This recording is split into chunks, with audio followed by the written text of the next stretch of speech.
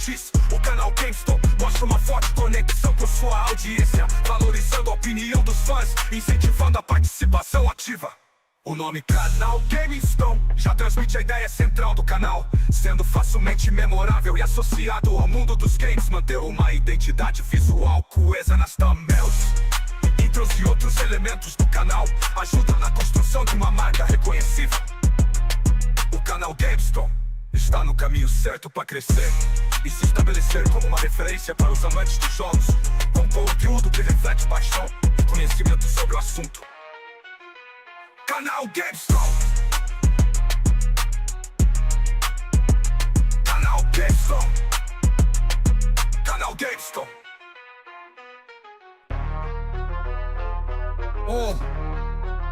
Canal GameScom é um espaço dedicado ao universo dos jogos, focado em proporcionar conteúdo de qualidade para entusiastas de videogames. O canal GameScom se destaca por oferecer gameplays de jogos recentes, especialmente para a plataforma como o Xbox, destacando títulos como Hellblade 2, Doom The Dark Ages, Diablo 4 e Forza. As análises são detalhadas, abordando tanto aspectos técnicos quanto a experiência de jogo, ajudando os espectadores a decidirem se um jogo vale a pena ou não. Mantém os seguidores atualizados com as últimas notícias do mundo dos games, incluindo novos lançamentos, atualizações significativas e eventos como a Vote Direct, Xbox Games Showcase. Isso ajuda a comunidade a estar sempre a par das tendências e inovações na indústria. Interação com a comunidade através de comentários, interações e posts no X. O canal GameScom mostra uma forte conexão com sua audiência, valorizando a opinião dos fãs, incentivando a participação ativa. O nome canal GameScom já transmite a ideia central do canal, sendo facilmente memorável e associado ao mundo dos games. Manter uma identidade visual coesa nas thumbnails, intros e outros elementos do canal ajudam na construção de uma marca reconhecível.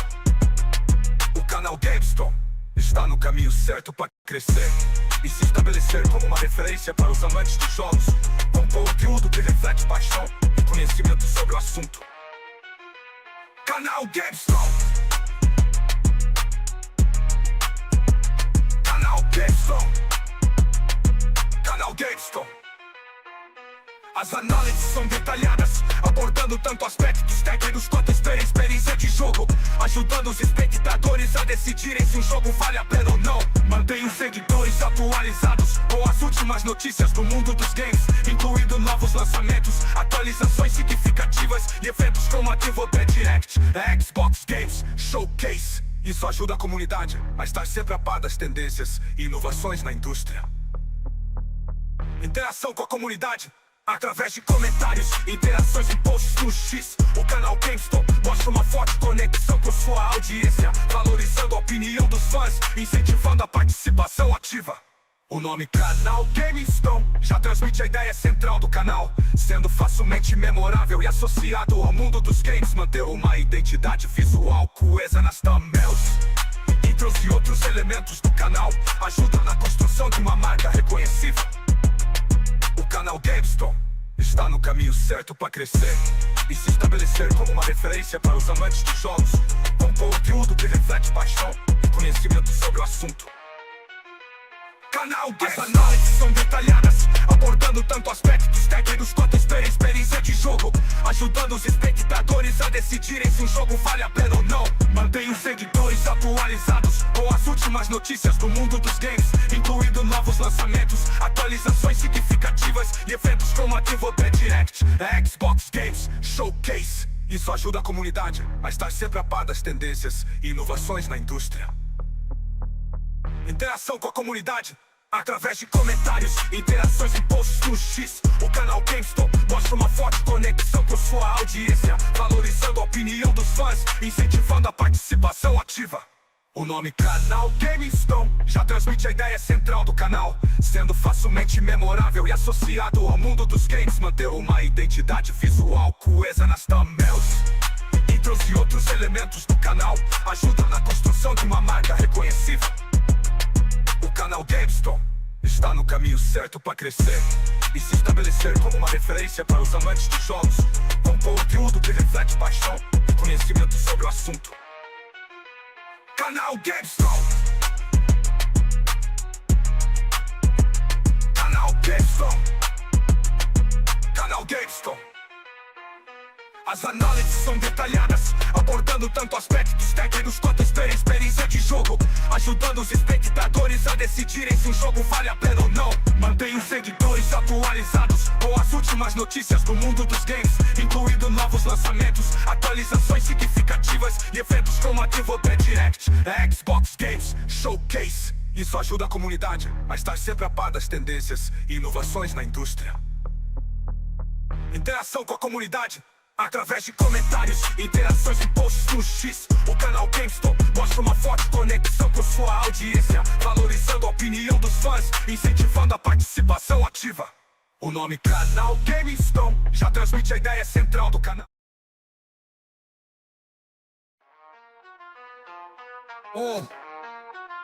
Canal GameStop é um espaço dedicado ao universo dos jogos, focado em proporcionar conteúdo de qualidade para entusiastas de videogames.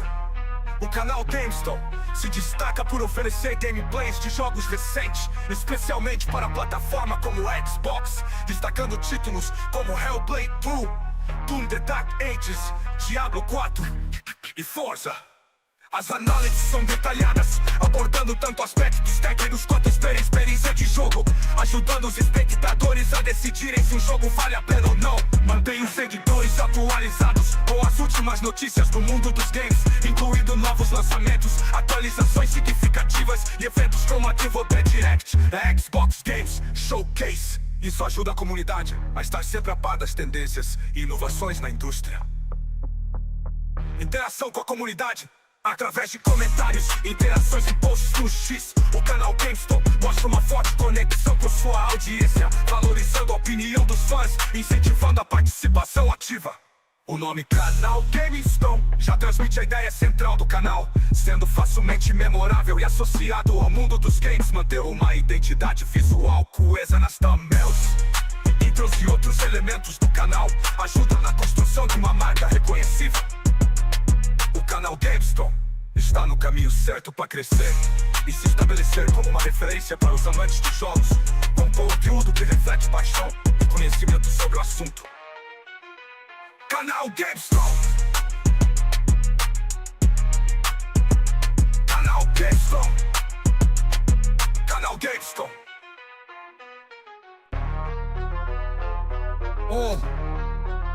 Canal GameScom é um espaço dedicado ao universo dos jogos, focado em proporcionar conteúdo de qualidade para entusiastas de videogames. O canal GameStop se destaca por oferecer gameplays de jogos recentes, especialmente para a plataforma como o Xbox, destacando títulos como Hellblade 2, Doom The Dark Ages, Diablo 4 e Forza. As análises são detalhadas, abordando tanto aspectos técnicos quanto experiência de jogo, ajudando os espectadores a decidirem se um jogo vale a pena ou não. Mantém os seguidores atualizados com as últimas notícias do mundo dos games, incluindo novos lançamentos, atualizações significativas e eventos como a Volta Direct, a Xbox Games Showcase. Isso ajuda a comunidade a estar sempre a par das tendências e inovações na indústria. Interação com a comunidade através de comentários, interações e posts no X. O canal GameStop mostra uma forte conexão com sua audiência, valorizando a opinião dos fãs, incentivando a participação ativa. O nome Canal GameStop já transmite a ideia central do canal, sendo facilmente memorável e associado ao mundo dos games, manter uma identidade visual coesa nas thumbnails. Intros e outros elementos do canal ajudam na construção de uma marca reconhecível. O canal GameScom. Salve, opa, deixa eu tirar aqui. Salve, salve galera, beleza? Pra quem não me conhece, meu nome é Renato e você está no canal GameScom. E galera, é o seguinte, hoje vamos de GAMESCOM aqui, o primeiro dia aqui do Xbox, mostrando as novidades aqui, tranquilo. Deixa eu só ver aqui o negócio aqui rapidinho. Estamos transmitindo em 4K. Beleza? Então coloque o seu equipamento na maior resolução. Tranquilo? E deixe seu like, compartilhe com seus amigos, se inscreva no canal e ative o sininho das notificações. Beleza? E também tem o QR Code aí na tela para quem puder fazer a sua doação. Tranquilo, deixa eu só ver o negócio aqui rapidinho. Esqueci de colocar aí na descrição.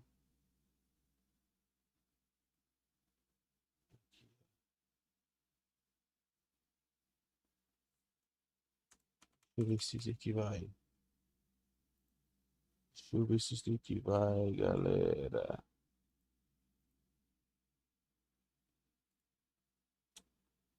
Caramba. Isso aqui não abre o Discord não. Deixa eu ver.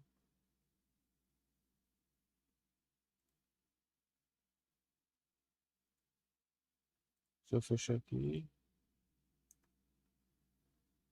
Aí, ó. Fixar a mensagem. Aí, ó. Vamos ajudar o canal. Ficou bom, né? Live Pix com a IA lendo sua mensagem. E pelo PayPal para quem mora fora do Brasil. Beleza? Deixa eu colocar a musiquinha aqui que eu me esqueci. Tem muito tempo, né, velho? Aí. Esse aqui não. Aqui, ó. Não tem muito tempo que eu não faço. Esse aqui também não. Cadê a música? Tá aqui, ó. Agora sim, pô. Então tá, já deixa o like, compartilhe com seus amigos, se inscreva no canal e ative o sininho das notificações para não perder nada que tá acontecendo no canal. Ontem começou a Gamescom, né? Ontem foi a abertura, teve alguns jogos lá. Mas hoje eu acredito que seja tenha mais jogos. Acho que são 2 horas de evento, se eu não me engano, né? O evento começa às 10 horas da manhã, daqui 1 hora mais ou menos, daqui na verdade 57 minutos. Bora ver o título. Deixa eu ver como é que tá a minha voz aqui no canal. Ontem começou a Gamescom, né? Ontem foi a abertura.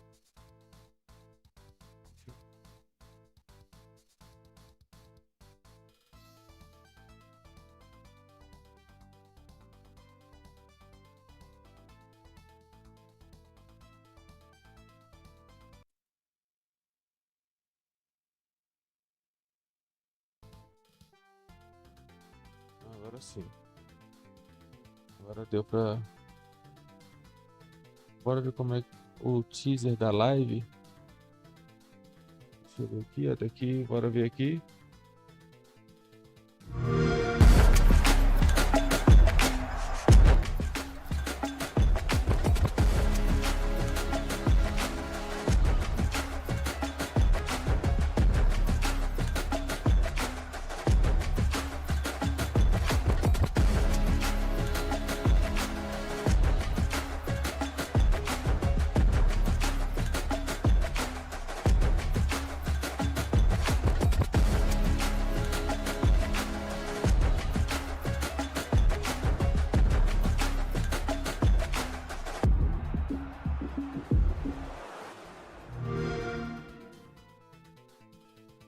Bora olhar mais uma vez aqui.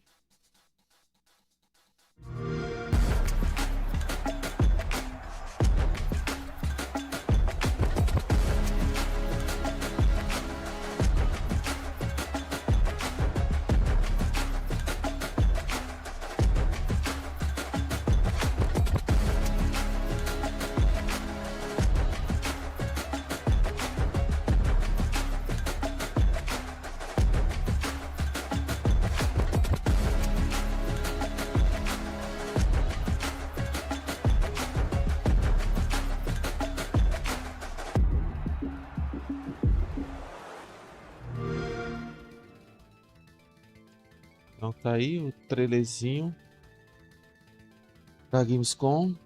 Pelo que eu vi aqui, deixa eu ver aqui o negócio aqui rapidinho. Isso, garotinho. Ó. Você vai abrir aqui. Ah, vai abrir aqui, ó. Vai abrir aqui, ó.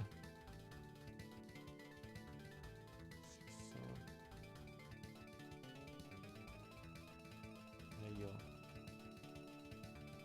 ó. Passar aí pra vocês. Aí, ó. Hoje, quarta-feira, né? Vai falar sobre o portátil, né? Com ROG Ally. Aí vai ter o Flight Simulator 2024, boa novidade. Dying Light The Beast. Esse Keeper aqui vai ser bem legal, né? Vai ter o World of Warcraft Midnight. Claro, Call of Duty Black Ops 7. Grounded 2. Esses aqui são os principais. Aí vai ter esse aqui, ó, Hotel Barcelona, Invisible versus. Vai ter o Chronos, The New Dawn. O Final Fantasy VII Remake Intergrid. O Outbound, Power Wash Simulator 2. O Star Sand Island. Vai ter a DLC aqui do Indiana Jones. Beleza? Fala, Rony, bom dia, meu amigo. Como é que você tá? Rapaz, eu só fiz essa live mais por causa de você também, que você me cobrou. Né? Muito bom conversar contigo, muito bom você estar aqui. Gastando seu tempo aqui comigo nessa live. Tava falando aqui dos jogos que vai aparecer hoje, né? Tá aqui na tela no dia 20, que é hoje, vai ter o portátil da Xbox, né? Junto com a ROG. É uma parceria aí, né? Tá aí os jogos aqui do Dying Light The Beast. Acho que eu vou ver aqui agora o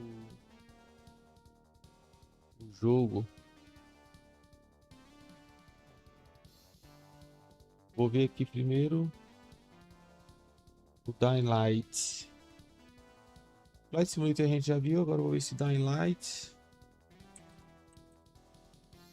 Dying Light The Beast, vai ver se tem alguma coisa aqui. É o The Beast. Deixa eu ver. Já tá aqui na tela, vou colocar em 4K, viu, Rony? Pra gente colocar seu equipamento na maior resolução, pra você ter uma melhor experiência. Vou colocar aqui vou baixar um pouquinho o volume aqui, tô falando baixo que ainda tem gente dormindo aqui. Vou colocar aqui, ó. Vou até tirar minha cam aqui. Vou tirar minha cam aqui, vai me colocar aí e dar.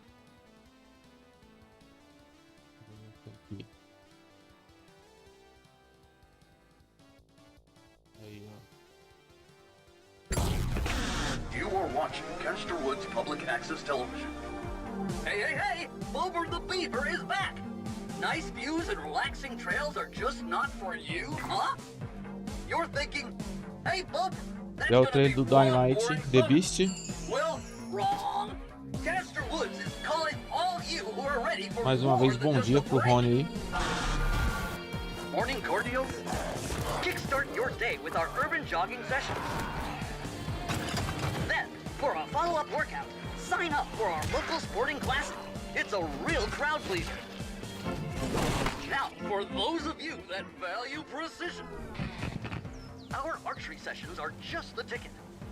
Or, if you prefer marksmanship with more modern tools, at all distances, we've also got an arsenal of choices at our thrilling ranges. Now, what's better than hitting your mark? Hitting the road! Experience our high-octane off-road Caraca, vai dar pra adventure. dentro de carro também, ó. Or take our zipline tours. Da Great hora. views, no traffic. Caraca, graficamente falando, tá bem feito, viu?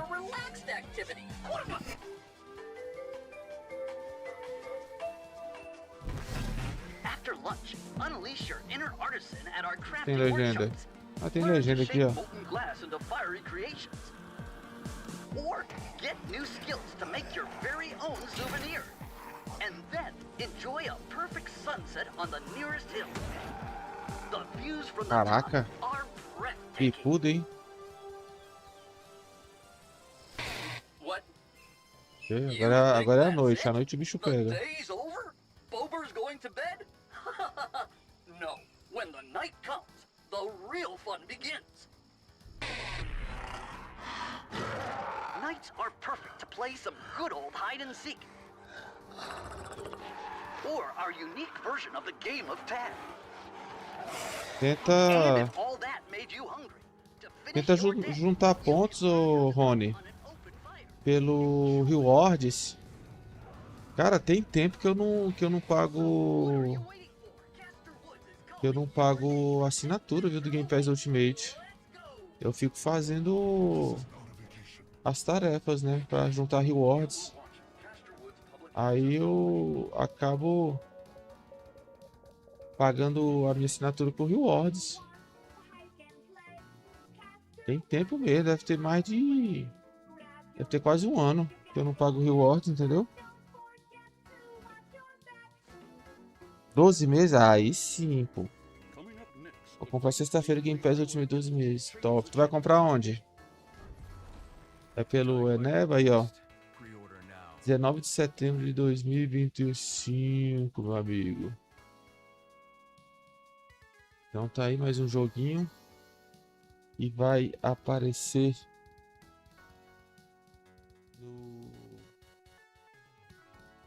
no evento de hoje, né? Agora eu quero olhar esse Keeper. Parece ser um joguinho muito da hora também. Deixa eu ver aqui, Keeper. Keeper trailer.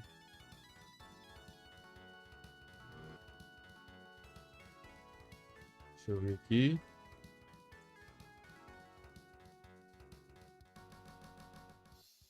Dá uma olhada aqui.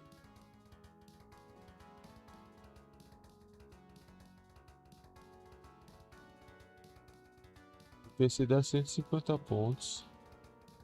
Pois é, mas tem no Bing também pra tu pesquisar. Tem pelo celular. Cara, tenta vir na ATM Games também. Os caras lá são bons, viu? Eles estão no WhatsApp 24 horas. Deixa eu ver se eu acho aqui do site da ATM Games. Dá uma pesquisada. Dá uma pesquisada antes de... Os caras lá são bons, viu? Muita gente compra lá. Eu ainda não comprei porque eu tô sem grana mesmo. Que eu fazia um ano lá também. Entendeu? Vou colocar o link aí pra tu.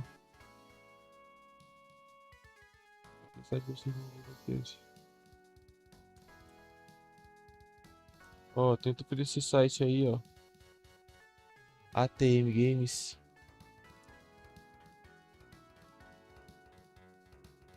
Claro que tudo... Ó, tem assinaturas para novos usuários. Game Pass Ultimate, isso aqui eu não sei. Aí tinha que entrar e conversar com eles. Tem o WhatsApp ali no cantinho da tela.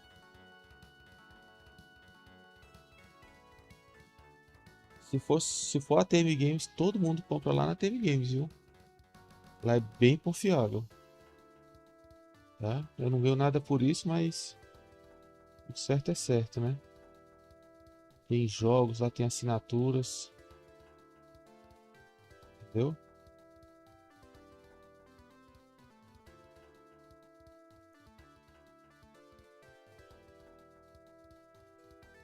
Tem os parceiros lá também, ó.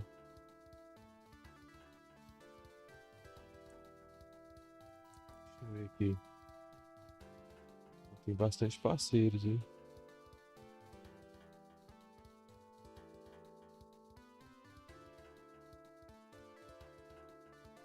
Tem muitos parceiros ali, viu?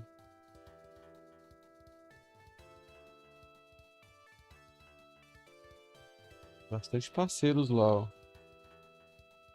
E aqui, ó, para novos usuários, a de 12 meses, tá saindo por R$ 379,90.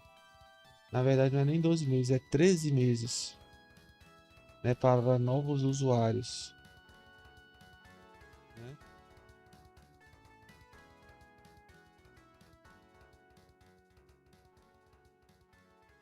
Ah, beleza, beleza. Então eu vou ficar na guarda aqui. Beleza. colocar esse trailer aqui do Keeper, que pode aparecer hoje. Eu vou tirar minha logo. Vou tirar minha cana ali. Aí, ó.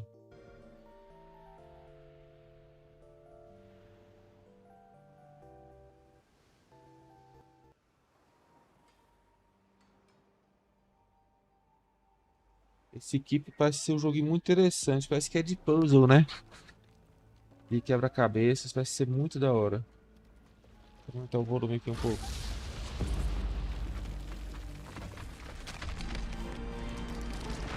E é um jogo muito bonito.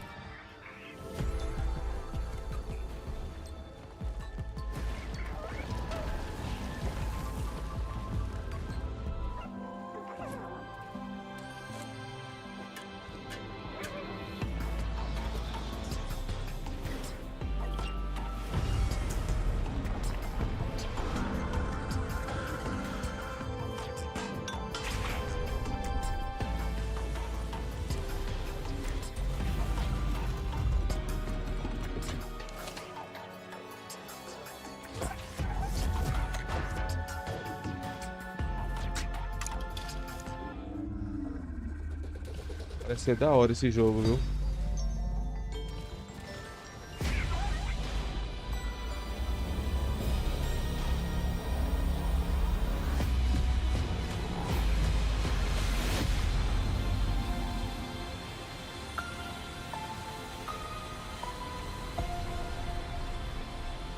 Keeper.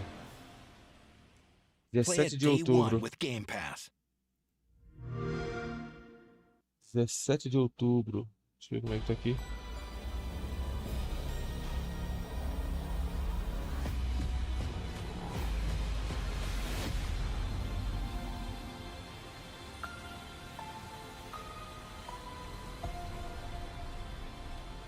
Keeper.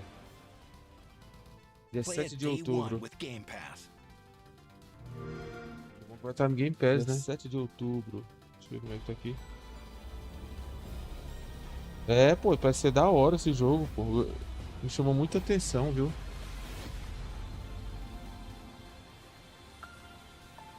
Deixa eu ver qual o próximo jogo aqui da lista. Keeper. Próximo jogo da lista é o World of Warcraft. É o World of Warcraft Midnight. Vamos ver se a gente acha esse jogo aqui.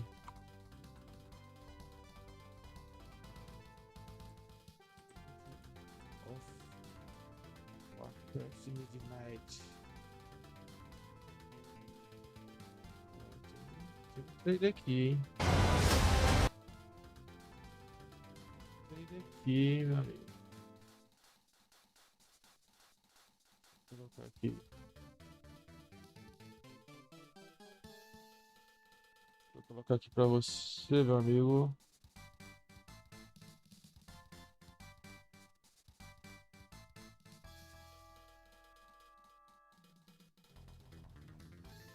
Pô, 120 conto na Quai? Como é que tu ganha dinheiro lá? Não sei como é que ganha dinheiro lá não. Tu ganha dinheiro lá mesmo. Não, 120 conto já é o ouro, pô. 120 conto já é o ouro. Vou colocar esse trailer aqui pra você ver. Do World of Warcraft Midnight. A luz tremula. Ah, é em português do Brasil, ó, dublado. Vacilante.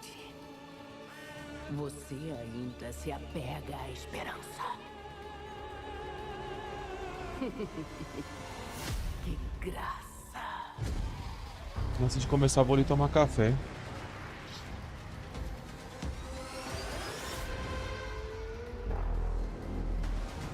A sombra se aproxima. Ela deseja devorar tudo o que há.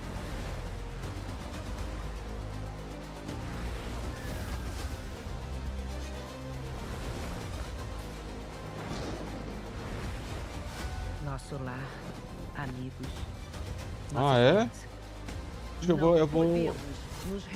Eu vou instalar lá o aplicativo. Vou entrar pra ver como é que é. Não haverá E vitória. resgate sem os bônus. Ah, tá. Vou fazer isso então. sobrevivência sem sacrifício. Você sente, não sente o chamado do caos. A hoste devoradora. Jogo nesse estilo assim não é meu... Inigualável. Não gosto muito não, na verdade. Nem... Minhas luzinhas. Tem gente que gosta, né? A noite mais Gosto sombria muito, não. paira sobre nós. Mas se ficarmos juntos, o alvorecer vai chegar. Eu os convoco, campeões da luz. É bom, pô. defensores de Azeroth. Água de coqueiro é bom. Essa noite quase não dormi, velho. Tô com cistite. Fortaleçam seus corações. Aí toda hora tem que ir no banheiro Nós mijar. lutamos. E dói um pouco, né? Dói um pouco pra fazer xixi. Eu tô tomando remédio. Em 2026, hein? 2026. Próximo jogo aqui. Meu amigo Rony. Vou colocar aí na tela pra você. É o Call of Duty Black Ops 7. Então bora dar uma olhada aqui.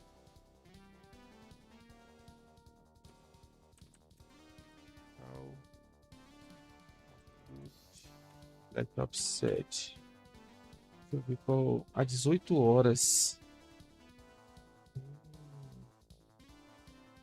O próprio site da Call of Duty.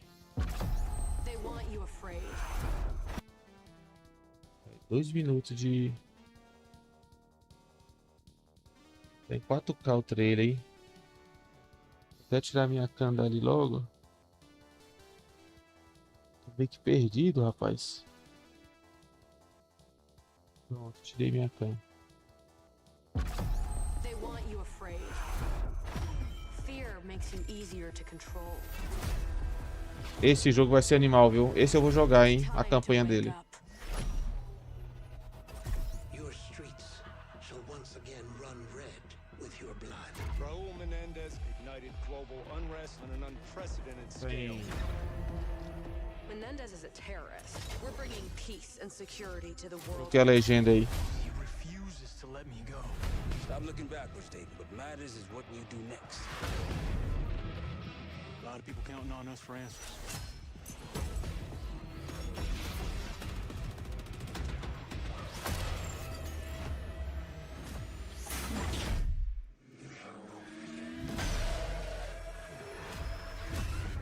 Inspector 1, report. Need a sit rep. Esse jogo vai ser bom, viu? This isn't real. The hell it ain't!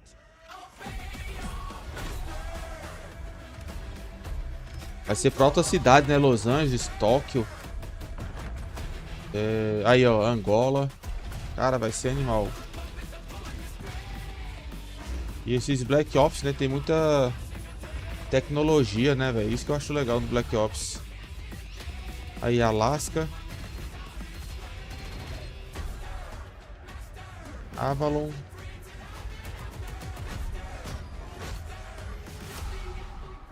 Pull it together, man. So eager to leave, David. Killing the man is a hell of a lot easier than killing the idea. You were never cut out to be a Mason. No more games. This ends now.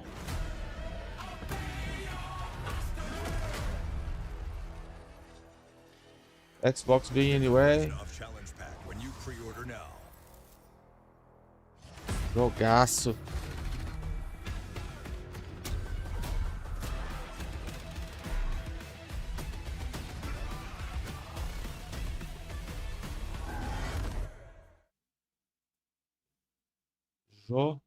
Jogaço, meu amigo.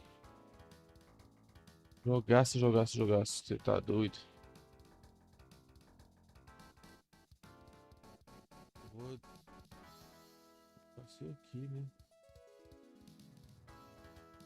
Tá vendo? Em breve. 445 pessoas.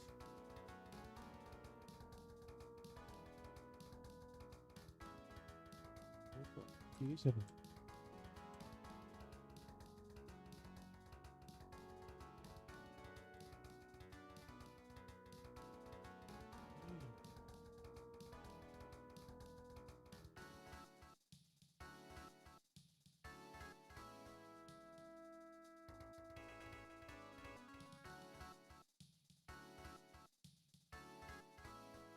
Doido, rapaz.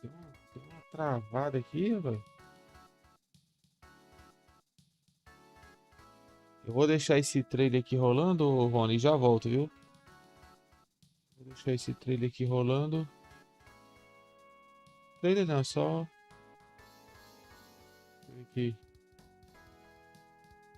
Ah, já tá o bate-papo aqui, ó. Massa. Tá o bate-papo ali.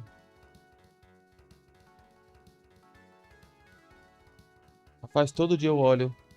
Eu quero pegar umas promoções, entendeu? Pegar umas promoçõezinhas aí, massa.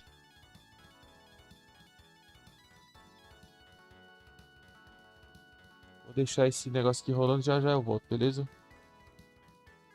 Até mutar aqui meu microfone. Já volto.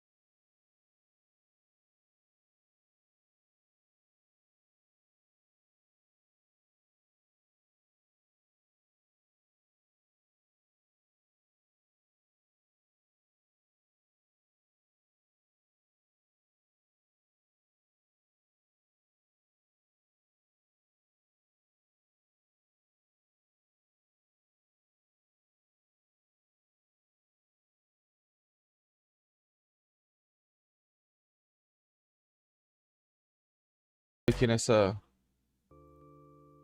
Dá um mudo aqui nessa daqui. Pra gente assistir esse trailer aqui do Grounded 2. O Grounded 2 pra mim só tá aparecendo em inglês, não tá aparecendo em português não. Será se é pra todo mundo? Deixa eu colocar aqui o Grounded 2. I told you, you can't run from me, you foul beast.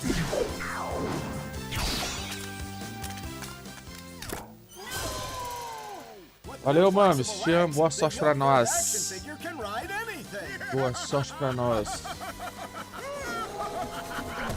Breaking news. There's been an explosion at Brook Hollow Park. Chaos descended on a ceremony commemorating the 2-year anniversary of when 4 teenagers were miniaturized against their will and left to fight for their survival in the backyard of a deranged scientist. Formerly evil company Ominent Practical Technologies was set to dedicate a statue of the 4 teenagers, fast food science robot Burgle, and Dr. Tully when an explosion erupted. Dr. Tully and the teenagers' current whereabouts are also unknown.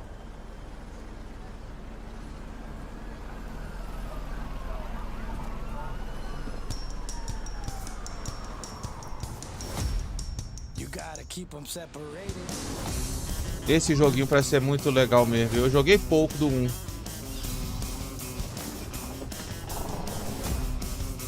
Mas eu quero que esteja em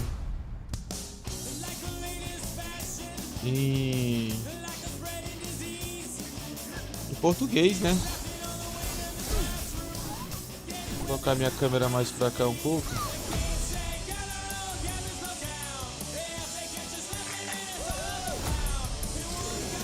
Vem pra cá.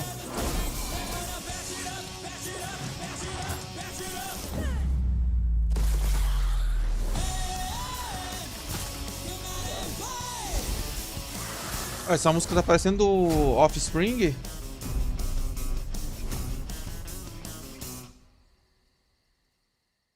Da hora, hein? Play it day one with Game Pass. 29 de julho, então já tá na atividade, né? Bora colocar aqui o... Falta 11 minutos do jogo.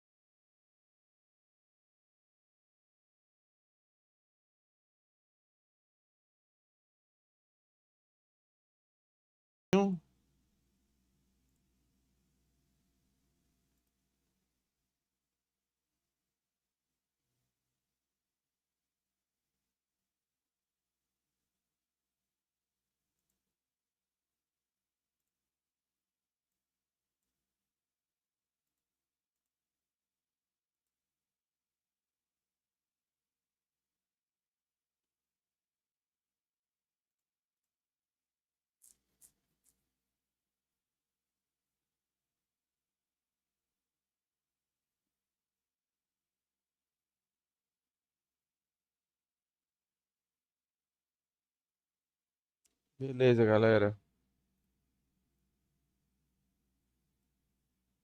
Beleza, beleza, beleza.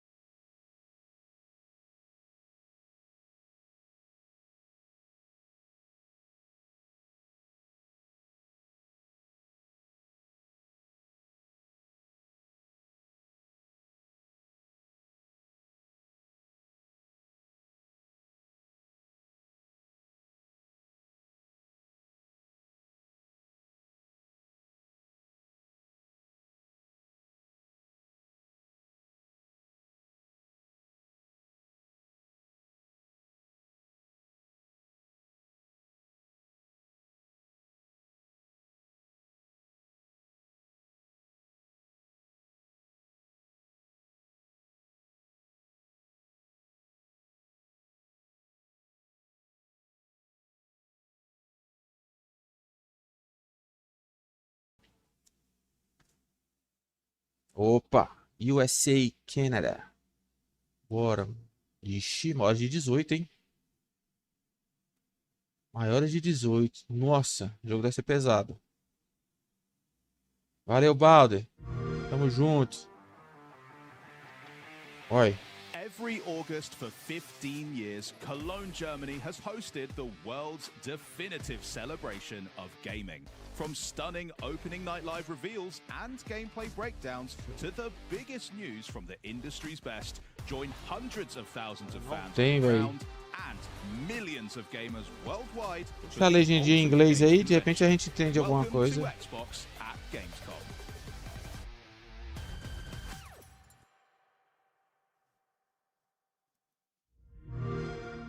Deixa eu ver se tem outro evento aqui com...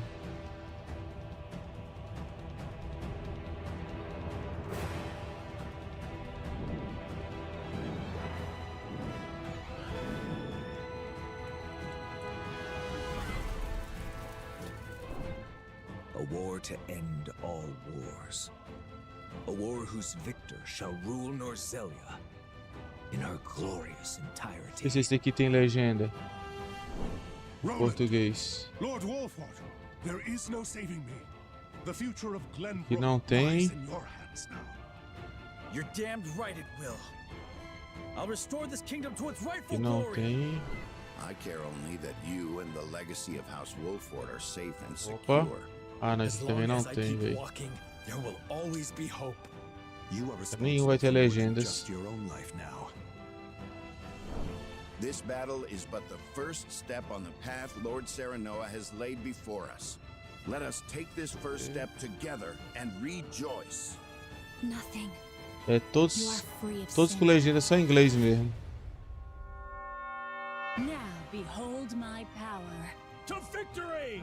Not another step. A battle to prove which of us is more fit to rule Norzelia. Aqui. A new future is before us. But first, we must carve our way through to it. Hello Xbox fans and welcome to Gamescom. You just saw a trailer for Triangle Strategy from Square Enix, which you can actually play today. And that is just the tip of the iceberg because this is a huge gameplay presentation. Gamescom. We've got tons of great reveals, in-depth interviews and gameplay presentations. I'm Benny from the Xbox On team and we're going to make sure that you're getting wall-to-wall coverage all event long so you don't miss out on a single thing. But first, let's head inside and catch up on all those big reveals from Opening Night Live. Thanks so much, Benny. Charlie and Bex here, and I am thrilled to be in Cologne, Germany for Gamescom Aqui porque não tá... convention in the world. There is a ton of amazing stuff packed in the next 2 days, and we finally get to see gameplay for some of the year's most anticipated titles and catch a glimpse of gaming's future in the form of fresh reveals and some surprise drops. I mean, just today, Charlie, we've got a full demo of Dying Light the Beast, tons of new info on Keeper from Double Fine, a custom controller giveaway. Essa loirinha é bonitinha, né? Eu vejo ela em outros eventos do Xbox. Starring a certain roguish archaeologist with a whip. And that's just some of the stuff I was allowed to tease after I signed like 5,000 NDAs. But first up, let's go hands-on with the ROG Xbox Ally and the Ally X, the very first Xbox handhelds, and explore the wide world of Xbox Play Anywhere. Now, Xbox Play Anywhere, you can buy a game once specs and access it across PC and Xbox consoles, including the Xbox Ally and Ally X. Even better, your progress travels with you, so you can bring all your saves, your add-ons, your friends, and all those delicious achievements along.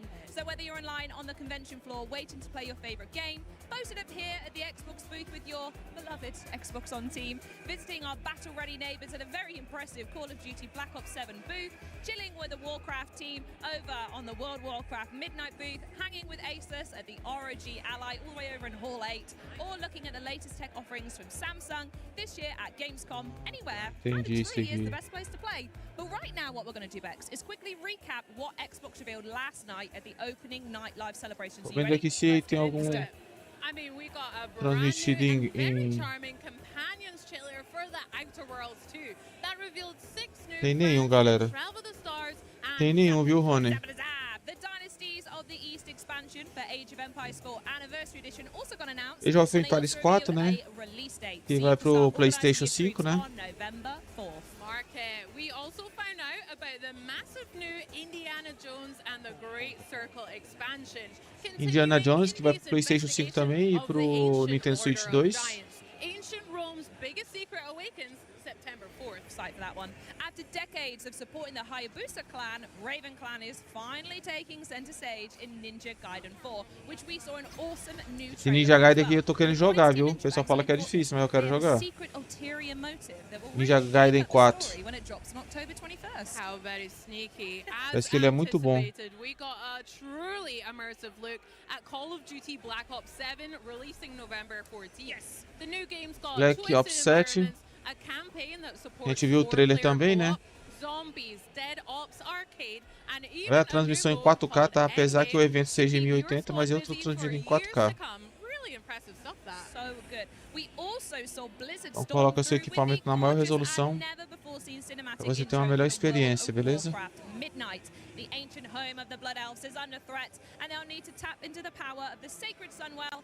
A sobrancelha desse povo aí é... Aí, ó. Vai aparecer hoje. Lego Voyage, Dying Light, Keeper, Indiana Jones e o DLC, né? A Ordem dos Gigantes.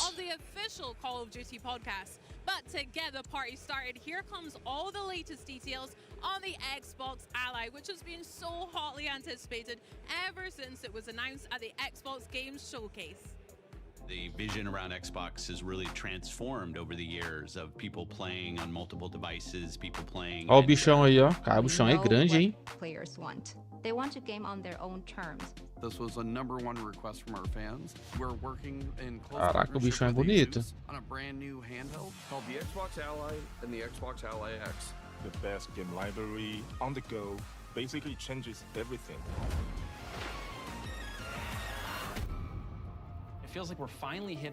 Performance e compatibilidade. A legenda aqui para ver se a gente entende alguma coisa. The big question a lot of players have is how are PC games going to play on a handheld form factor? The games are largely going to play like they do on PC. The Xbox Ally targets 720p. Vai, The Xbox Ally X targets 720p. 1080p. Most titles will perform between 30 E 80 frames per second and 120 60 Hz. frames per second, but certain games have the potential to hit up to 120 frames per second. As frame rates rise and fall, variable Isso refresh atrapalha rate pra or caramba essa legenda, VRR né? will deliver a consistent and fluid visual experience. Players can further fine-tune a variety of device settings in the command center, from optimizing battery life to remapping buttons. The Asus Armory Crate has Dá até three pra colocar distinctive teclado, settings é? that are really great. There's the silent mode for these dark gaming sessions you will have. There is a performance mode, so your battery life is optimized. Cara, jogando tudo dentro da arcade no portátil, hein, velho? You would use turbo mode. Gears of War Reloaded, It's less about stripping games down. Hogwarts and more about Legacy, ensuring playing the game on a handheld is as easy and effortless as Tony possible. Hawk, Games that run Minecraft. at 30 frames per second or above will get a should perform well on this device tag. Games that hit 60 frames per Ó o second Forza or aí, ó. above Brabo. area should perform great on this device tag. Games that haven't been tested yet will have a performance check not available yet label. As more games are tested, updated, and optimized for handheld, these labels will evolve over time. This is about giving players a device with no obstacles to fun. So one example is making sure that it's going to work seamlessly with a controller. Are all menus and prompts working as intended? And are those UI elements properly sized for the smaller screen? Another example of an essential compatibility feature is having a gamepad keyboard. If a game passes all these checks, Ah, se é they're touch a considered tela? handheld optimized Se for touch, and will hein? be labeled as such. On the Xbox home Vai ser screen, animal. you'll find a new handheld optimized channel that will curate these titles for players. We test on the Ally all the time as we're building Roblox. For a player, that means more immersion, better graphics, smoother animation. You get to play games the way they were built. If you're playing Doom the Dark Ages on the PC or the console, you expect an ultra-responsive, fast action FPS. Ô jogo maravilhoso esse Doom, viu? Melhor jogo que eu joguei esse ano. Até agora. One of the awesome things about PC is that there are so many places to get your games. We think about having this unified game library and how it can bring your entire game collection together. Any recently downloaded and played games from other PC game stores, from Battle.net, the Epic Game Store, Ubisoft, Steam, GOG, or EA, the Xbox app automatically finds them and will show them in your game library. Ou seja, and right on the Xbox home screen. se você tem um jogo do PlayStation na Steam, tu vai poder jogar nele. Everywhere I go, creating a unified user experience. You're going to see games you've played on Xbox. If it's a PC native game, you're going to be able to play it Ah, right essa there. Sarabond é If it's a bonita, console velho. Eu acho ela game, muito you're gonna be bonita. able to stream it from the cloud. If you're down in your basement and you want to stream direct from your console that you've got upstairs, you're going to be able to do it. I'm able to continue to experience the worlds and characters that I love anywhere that I want to play. This is going to be awesome. Now we literally have a device that could go with you everywhere.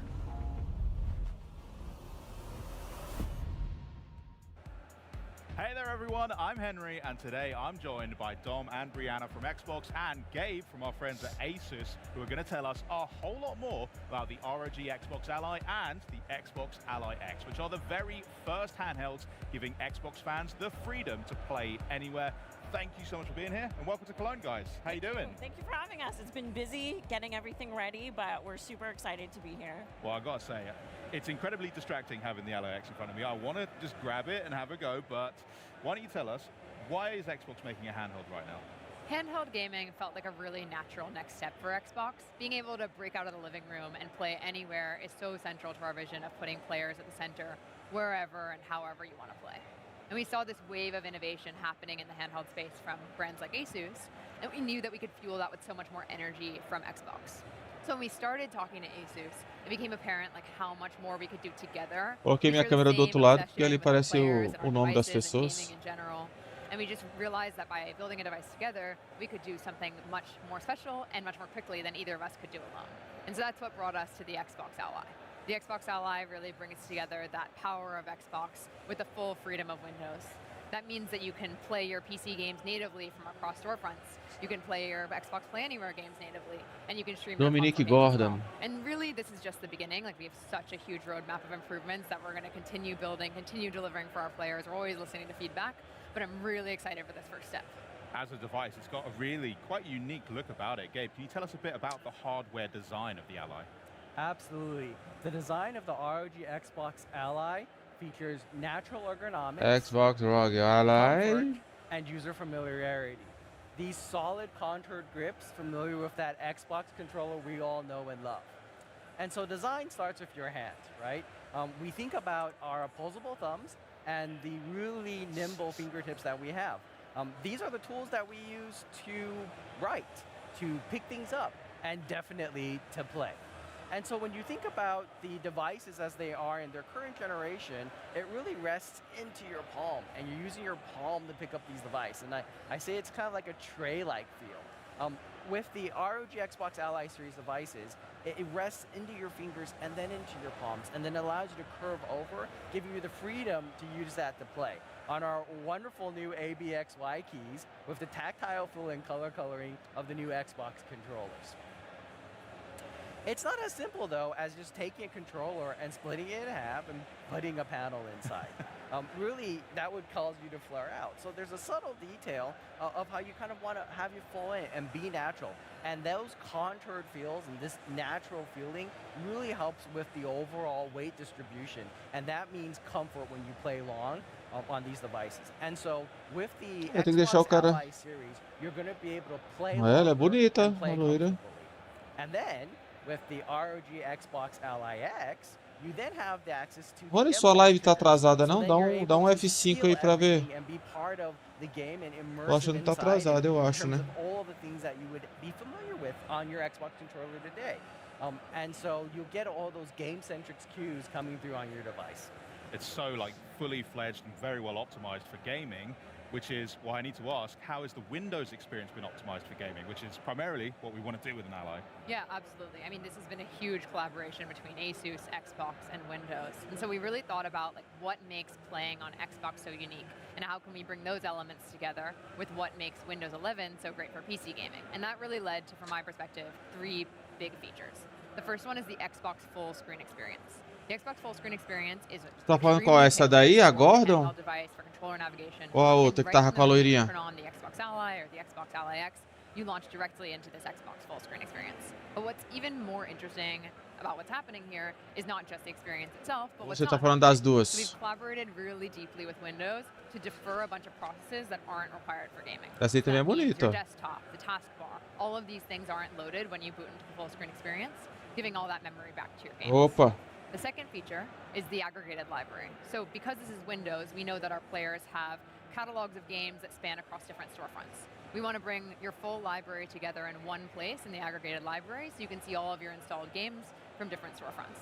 This makes it super easy to launch your games, kind of stay in that Xbox full screen Os experience, rascunhos, ó, your pra experience, and just fazer o really portátil, experience the velho. full Massa. value of the device. The third feature that we've really invested deeply in is the Play Anywhere feature.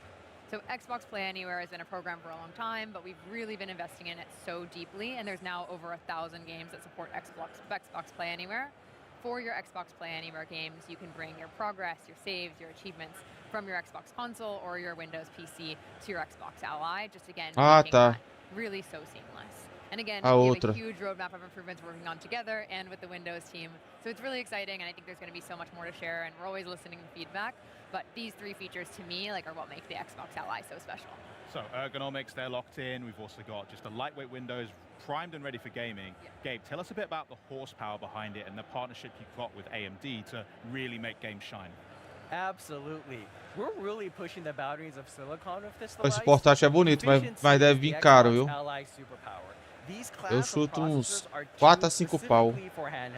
I'm super excited to talk about the Xbox Ally X. It hosts the Ryzen AI Z2 Extreme. We've taken the best performing processor on the market and added MPU. That means you're ready for new frontiers in local AI gaming while having the best efficiency possible on these new amazing generational changes with the Z2 Extreme. For the normal Xbox Ally, we have the Z2A, the first time a handheld processor of this type has been productized for Windows. So that means amazing performance from 15 to 20 watts. Again, efficiency is the superpower. And so for that part, I would say we also can include AMD's fluid motion frames. AMD's fluid motion frames bring smoothness and additional frames to allow you to enjoy that wonderful gameplay that's available for thousands of games and only on Windows. Lastly, I would say we're going to bring the power of AI to our devices. So for both the Xbox Ally and the Xbox Ally X, you'll be able to have Ó, tem um stand lá da SEGA lá, ó. Você viu o jogo do He-Man, velho? Caraca, achei muito bom. Acho que é a Atari, né, que tá fazendo, sei lá. Yeah, so one thing that's great is there's a fingerprint reader on the power button. Lá, ela vai mostrar agora os detalhes. Caralho, a unha dela. Navigation across the device. So I can press A to dismiss the lock screen, and I can navigate all elements that I would expect to with a gamepad. One of the features I really love is that we've added gamepad indicators to the pin pad. So if you're familiar with them on console, you'll be able to enter your pin or have your own kind of combination that you would have to put in your password quickly. You can also use directional navigation, and we really want to give the flexibility to the players of how they want to get into their gaming session. Cool. So I'm not going to peek at your pin, don't worry. No one's going to look like what the pin is. I'll get my own later, don't worry. Yeah. So I'm going to quickly put in a pin for this device, and you'll boot right into the Xbox app. Cool. And what's the first thing we're kind of seeing here? Yeah, this is that Xbox full screen experience that we've talked about. So it boots directly into this experience. It's really tailored for gamepad navigation, for the handheld screen, and again, it doesn't even load those processes that aren't required for gaming. In some of our Menu filé, né, velho? shows an estimated 2 gigabytes of savings in memory, which can all go back to your games, which means faster startup times and less idle power draw. Absolutely. I mean, that was super snappy just to get into that. Super cool. And I've got to say, big compliments on the library that I can already see. Why don't you run us through a bit? Só abrir minha janela ali rapidinho, eu já volto. One of the buttons that we've added on this device is a library button, so you can push that and it'll take you right to your library. Dom mentioned about the aggregated library. You'll see these new indicators across the thing. So, hey, these are my games from the Game Pass entitlement. These are the ones installed from other storefronts. And we really want to make sure that when people play a game in the library, they know what save they're doing it. You might be like me and you own the same game across multiple storefronts. Your save files are so important. Yeah, I'm very guilty of that. Yeah, and so you want to make sure that when you launch your game, you know where it's coming from, and you're able to kind of get that jump back in where you expect. Amazing. Can you launch up a game for us? I'm going to let you choose. Yeah, so let's launch up Gears of War. Good pick. You can see that the bootloader that we have launches full screen. That really takes you to kind of that immersive experience, so you're not seeing those desktop elements that Dom mentioned previously. Very cool. Because there's something I use at home on my desktop, which is Game Bar. I use it to access my screenshots. I use it to access all of my friends lists, party chat. Yeah. We have a little look at that. How does that operate on the Ally? Yeah, so one of the main differences between the Voltei. original Ally and the Xbox Ally Oh, is now Gears there's an of Xbox War button on the device. reloading. And so by pressing it, you quickly bring up Game Bar. Cloud And this is the Obscure. optimized view that we shipped last year called Compact Mode. That takes that same widget model that we have before that's completely extensible, but it puts it in a more streamlined, optimized form for these handheld devices. So it lets you quickly get access Deve to ser ao device vivo settings, and most importantly, command esse center. evento, sabia? So instead of having multiple overlays that you're juggling, it's all in one Eu acho. overlay, and it's all in Game Bar, and so you can get Ó a access to performance some of ali, ó. those awesome AMD features as well as the Asus features that you've been known for before. Só que gasta mais to be able to energia colocando ali no navigate those and turbo, adjust né? those kind of performance settings on the fly. As a person who is already a multi-device user, it does instantly feel quite familiar as well. Like across my console or my PC, I'm kind of getting this very fluid and connected system. It's really nice. Yeah. So we could jump back into Gears of War, but we know this is a fully fledged Windows device. Yes. What else can you do with it? Are there other apps that you can use? Yeah, so one of my favorite features is we've added a new custom task switching view. So by long pressing on the Xbox button, you'll get this new experience where you can quickly bumper between existing applications as well as go to the Windows desktop if you need to kind of tweak something Da hora, that hein, you can't velho? do easily. Deixou a tela ali pequenininha. Makes it feel fast and fluid, and so if you're using Discord or getting a little hint and edge, you can quickly bumper between them and then go back to your game really smoothly. So snappy. I absolutely love it. Dom, is there anything else you'd like to add as well to what we're seeing here? Yeah, I mean, this is really our Xbox experience reimagined for handheld gaming. Builds in collaboration with Asus, Windows, Xbox, and allows you to have that full immersion and effortless play. But really, games are at the heart of what makes a great Xbox experience, and that's why we're developing a new program called the Handheld Compatibility Program. And this will help you really easily understand what games play well on your device, Deixou a across tela things ali like touch pequenininha. size, controller navigation, and so we're really excited to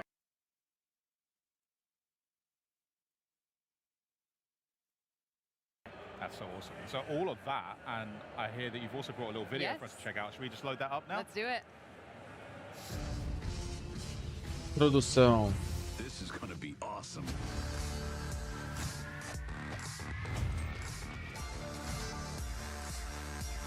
O Silk Song ali vai chegar Day One Game Pass, hein? Let's do this. É o jogaço dele, South of Midnight. O Final Fantasy, Forza Horizon. So, now that you've seen what the Xbox Ally and the Xbox Ally X can do, I bet you want to know when you can get your own one, huh? Well, Brianna, if I ask really nicely, is there anything you could tell us on that front? Yeah, I'm excited to share that the Xbox Ally and the Xbox Ally X will be available worldwide October 16th. Oh, that's so soon. All right, well, you heard it here first. The Xbox Ally comes out on October 16th. Thank you for that, Brianna, and to all of our guests here as well for stopping by today. But coming up next, stick around for the latest on Rogue, Prince of Persia, and so much more $500, as Xbox at Gamescom 2025 continues.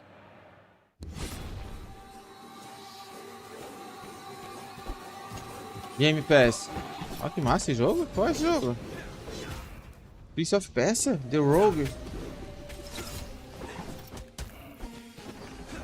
Nossa, deve ser difícil, hein?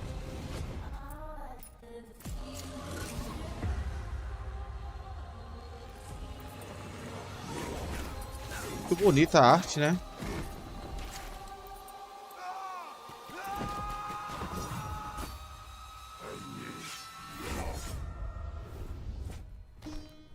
Eita, pô. Vou parar em outro lugar.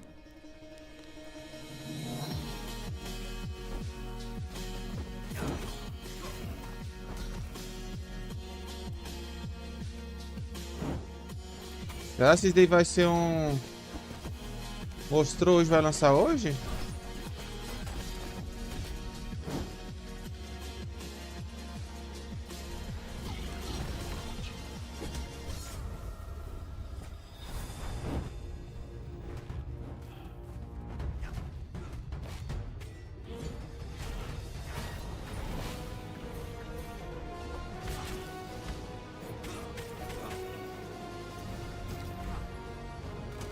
Pô, da hora esse jogo, viu?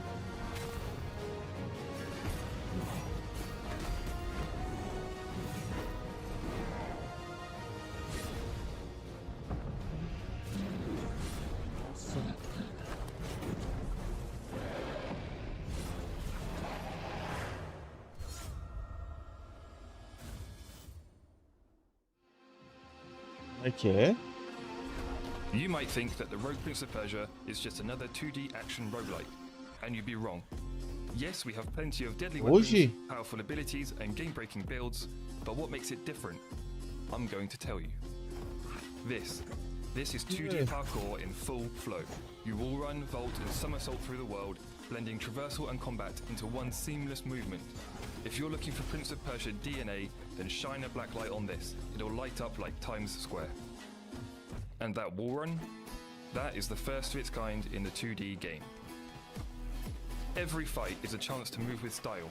You're not just swinging a sword, you're fighting with everything.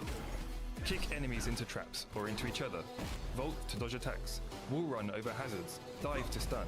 Boot rocks and arrows into the faces of your foes. It's like playing a Jackie Chan movie as the Prince of Persia. This is acrobatic and environmental combat that rewards creativity and looks damn good doing it. The story holds more surprises. The prince must live the same day over and over, searching for a way to stop an enemy invasion that his actions have triggered. E tá no game, vai estar no Game Pass, mas será que é hoje?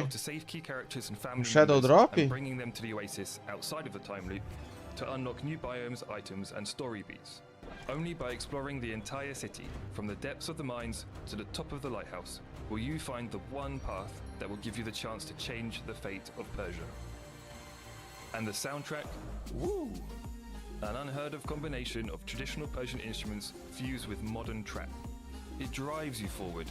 Every run has a rhythm, every fight has a beat, and we guarantee you'll be listening to it when you're not even playing. So there you have it. The Rogue Prince of Persia offers a unique combination of 2D wall running, environmental combat, a branching narrative, and a pulsating soundtrack, on top of all the usual tasty roguelike ingredients. This is a roguelike with rhythm, flow, and style.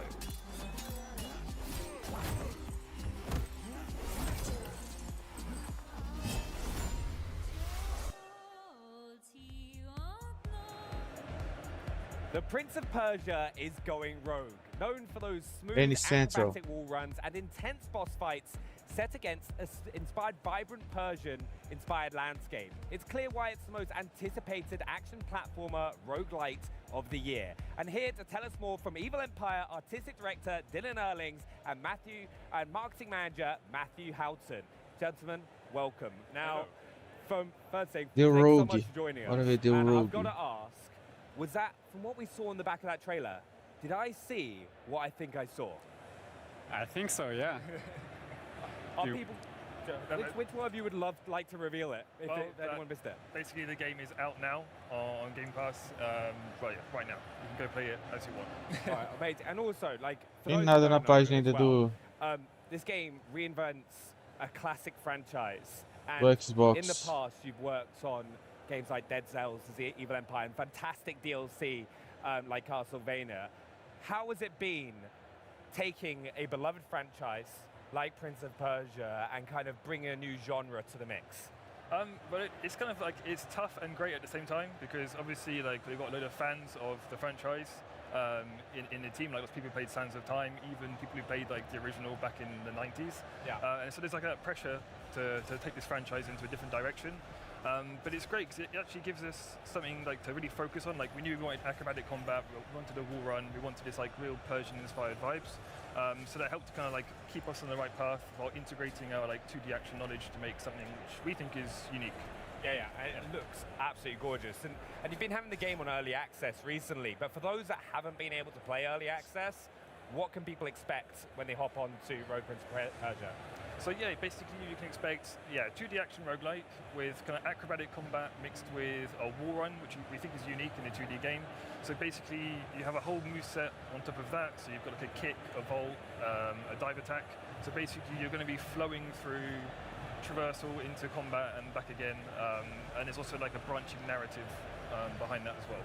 Yeah, nice. And also, you've been asked, you've had early access for a bit now, and you've been asking for loads of feedback from players. What's been some of the ones that has like kind of been the most surprising or inspired bits of feedback that you've taken on board? Well, we've gotten tons of feedback from players, especially from the guys we have on Discord. We have like a very supportive and dedicated community of players there. And it's like, it's almost day-to-day talking with them. It's like they are part of the team. So we just work with them as if they were part of the development, you know.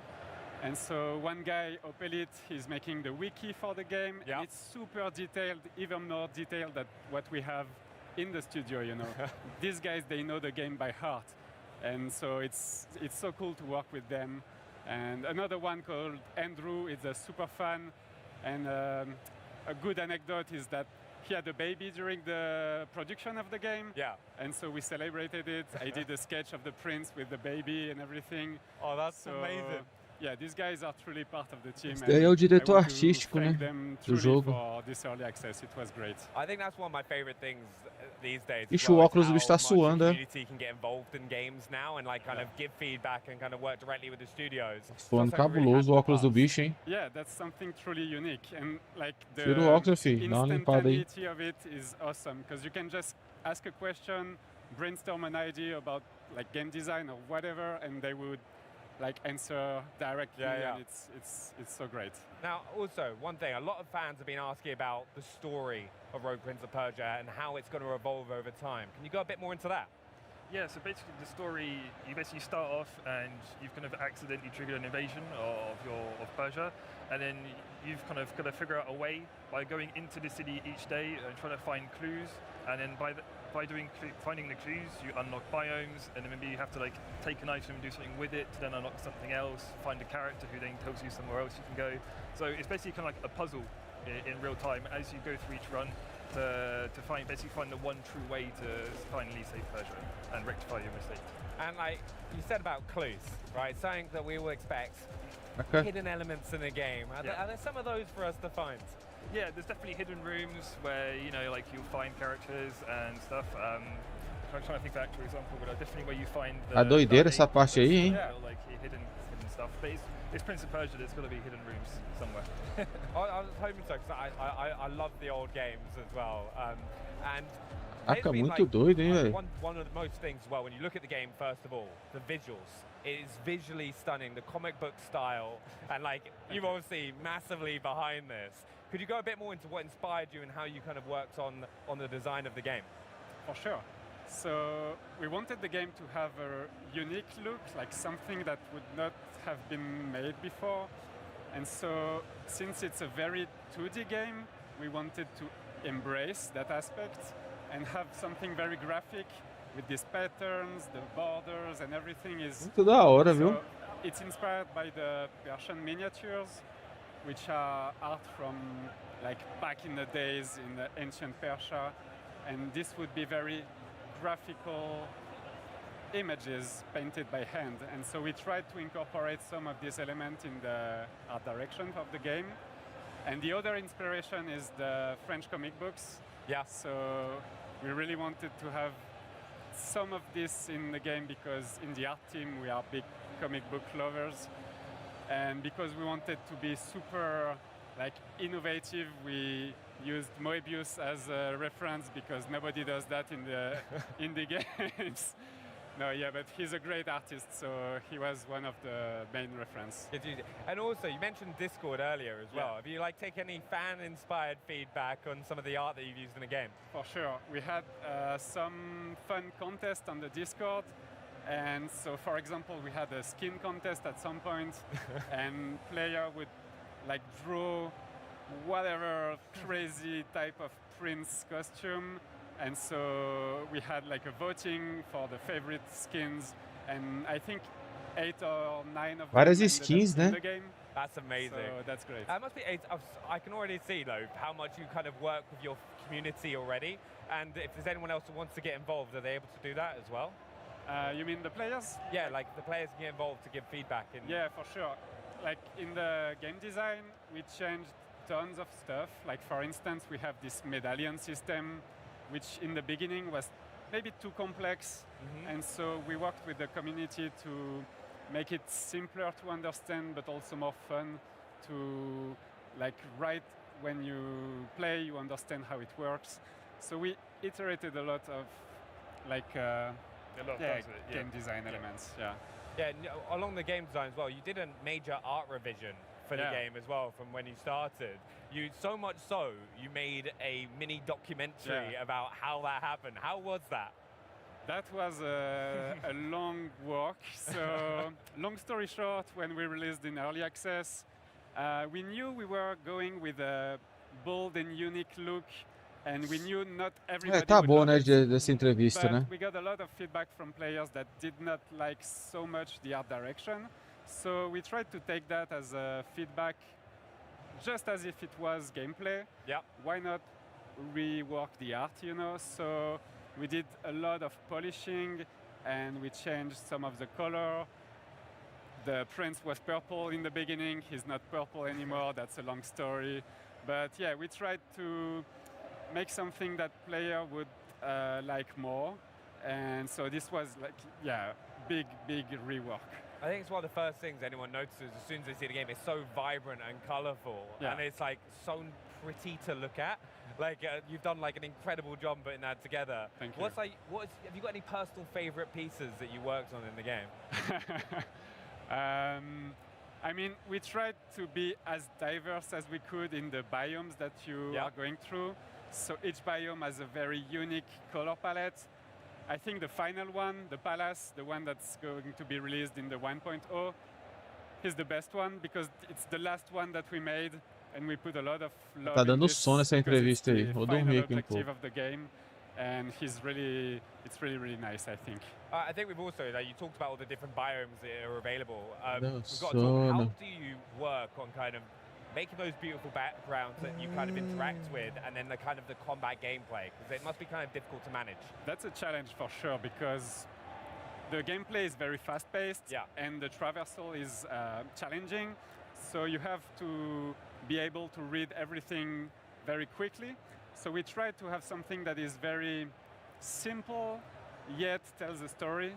So whenever we can, we have rooms in the game that tell environmental storytelling, but it's not during the combat phases. So it's a subtle balance between readable gameplay and background that tells a story. Yeah. Oh, nice. So especially, is it clear when there's a hidden room or something like that you can smash some pots or kind of work your way through? There is some of this, yeah, some secrets in the game. Now, also we've got to talk about the color palette and lighting. They've been widely praised by players in early access. Right, how did you approach making the game visually distinct from previous Prince of Persia games? That's a tough question. We're here to ask the hard questions. I mean, I talked about the inspirations already. So these two, the Persian miniatures and the French comic book, we tried to combine that into a unique look that, when you see it as a thumbnail, you instantly recognize it. And it's almost as if it was taken out of a picture book. I mean, that was the objective. And yeah, we tried to embrace the graphical aspect of it and be very stylized. Yes, I see at any moment you look at it, it's always bright and popping out. Yeah. It's like a thumbnail. Very colorful, Yeah. I've got to say though, for people who are hopping on for the first time, and we mentioned it a little bit earlier, but they're hopping on from, haven't played early access, and they're hopping on to Rogue Prince of Persia. What kind of experience can they expect to play? Because it's challenging, it's beautiful, it's vibrant. There's a lot more depth to the game. Yeah, I think expect to be challenged, but it's easy once you get it in your hands and you can feel like doing a wall run and swinging off a pole and diving down an enemy. Like, it is super satisfying. So just be prepared for like acrobatic combat. Use all your moves, like we said in the deep dive trailer. Like it's like playing a Jackie Chan movie. You're just like you're kicking someone, you're blocking something, and then you're jumping around everywhere. Like just be prepared to have fun, I guess. Yeah, and just explore everywhere. There's always something to find. Explore. That's always the thing I fail in doing. Bora ver o que fala no final aí sobre esse jogo, que aqui no site eu não achei nada. I mean, go play the game now. It's out, so yeah, I mean, go play it. Yeah. Yeah. Have a great time. Yeah, we'll definitely be doing it. But guys, thanks so much for joining us, Matthew and Dylan. Really appreciate it. I look forward to hopping on. And also a big thank you to the whole team at Ubisoft. You can start sharpening Irei pra esse óculos aí que tá todo suado, hein, fi. Tá todo zaralhado. And in case you're buzzing for even more 2D fighting action, here comes a trailer that's a little less reflex and a little more tactical. Then we'll be back to check out all that's new in Grounded 2. Don't go anywhere. This is Xbox at Gamescom. My turn. You asked for this. Back in your place. Square Enix. Creative Studio 3. Time to prove myself.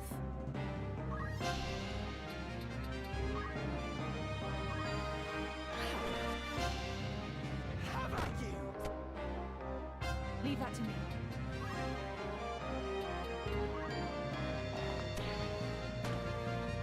An ambush. Oh, esse joguinho deve ser. Fala, Rony. Eu também tava quase dormindo aqui, viu? Nossa, cara, a entrevista ali foi demorada. Do jogo The Rogue, Prince of Persia.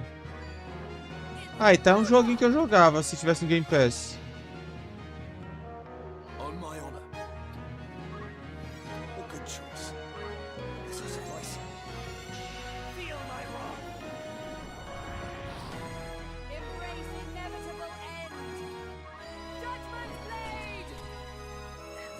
Bring sinners to account. Fight Roger.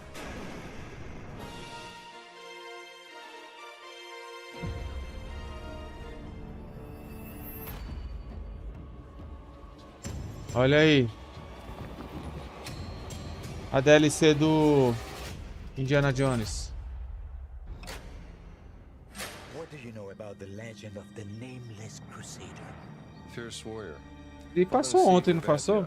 1097 AD. Very tall, like a giant. Pope Paul IV had an item of this crusader in his possession, his helmet. Well, I'll tell you what. If I see the helmet, I'll leave it exactly as I found it. Sound good?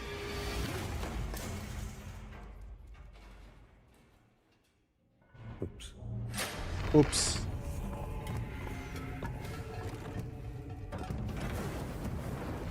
Giant guardians. Their roots go way, way back. Worshipped by the Mithras cult. Esse jogo é bem feito, né? Muito bem feito esse jogo.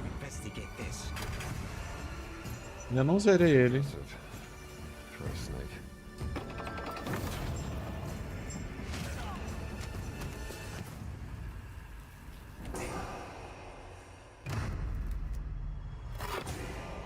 It says Semper Vivus. Always living.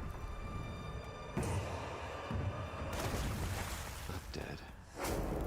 He's not in a tomb.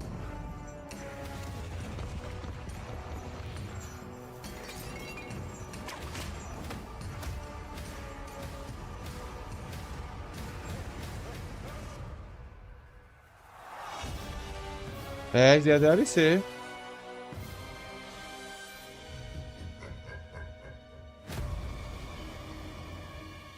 A Ordem dos Gigantes. 4 de setembro, hein?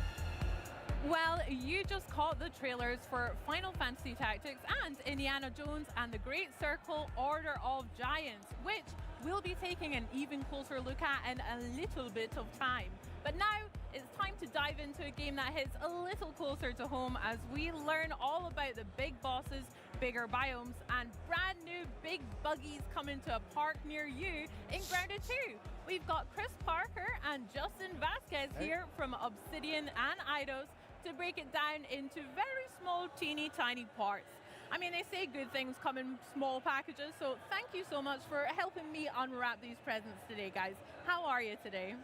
We're well. Thank you for having us here. We're very excited to be here to talk about the game. Yeah, doing great. Super excited to be here. I'm honestly so excited to gush all about the fun I've been having in Grounded 2 since it launched now a month ago into early access. So I've been having a blast, but how's the experience been for you two? It's been an incredible experience. We're so blessed to have such an amazing community around Grounded 2. Everyone just reacted so well to the announcement and the fact that the game was coming to them so quickly. And seeing the game in players' hands now, everything that they're doing with it, all the fun they're having with buggies, all the fun they're having in the park, all the different builds that they're making and breaking, and all the great feedback we're getting, it's just getting us super excited and really focused on how we can make the best Grounded 2 possible with our community. I love that. Chris, have you been having a good time with it as well? Yeah, I'm just so excited about how well it's been received, because you know, when you're making a game, you have this passion, you have this joy, you really want it to be something that the community is going to love, and they already love Grounded 1, right? So much passion there. And so until you get that into the players' hands and the community's hands, you just don't know exactly. You know, you can hope, but until they've actually sort of tasted that meal, you don't know how it's going to go. And so it went out there, people are super excited about it. They have tons of stuff to say and tons of great ideas, and we love that. And it's just been really exciting. Amazing. Well, I've tasted it and I've really enjoyed it as well. We've been digging in a lot. It's been so much fun. And obviously you mentioned buggies, one of the big new additions in Grounded 2. And how has community feedback helped improve and expand that kind of area of the game for you guys? That's a really good question. For us, the buggies were such an important feature to bring to life because it was the #1 requested feature from Grounded 1. Yeah. And so it was a big reason why we wanted to do a sequel in the first place, because we knew to do the buggies properly, we'd have to build the whole world from the ground up to support them and to really make them shine. Wow, okay. And so for us, it was a question of the balance of Fala, how Rony. much of this feature do we want to develop. E essa fidelidade discreta é legal? É, pô. É, pô. É muito legal. A gente vai nos lugares bonitos, entendeu?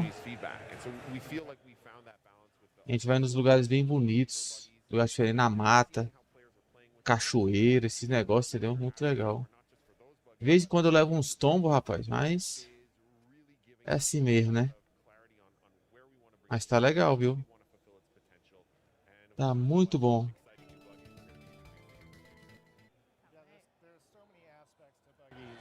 Like Justin said, we kind of went for the minimum approach and said, let's see what the community has to say about these. We have all of our own ideas that we're like, these are great ideas, but let's see what the community says first, and then we can kind of hone in on that stuff and help that really guide the future of buggies, whether that be with customization or progression, or even what sort of new buggies we might introduce in the world. And what's been really great is seeing everybody's feedback.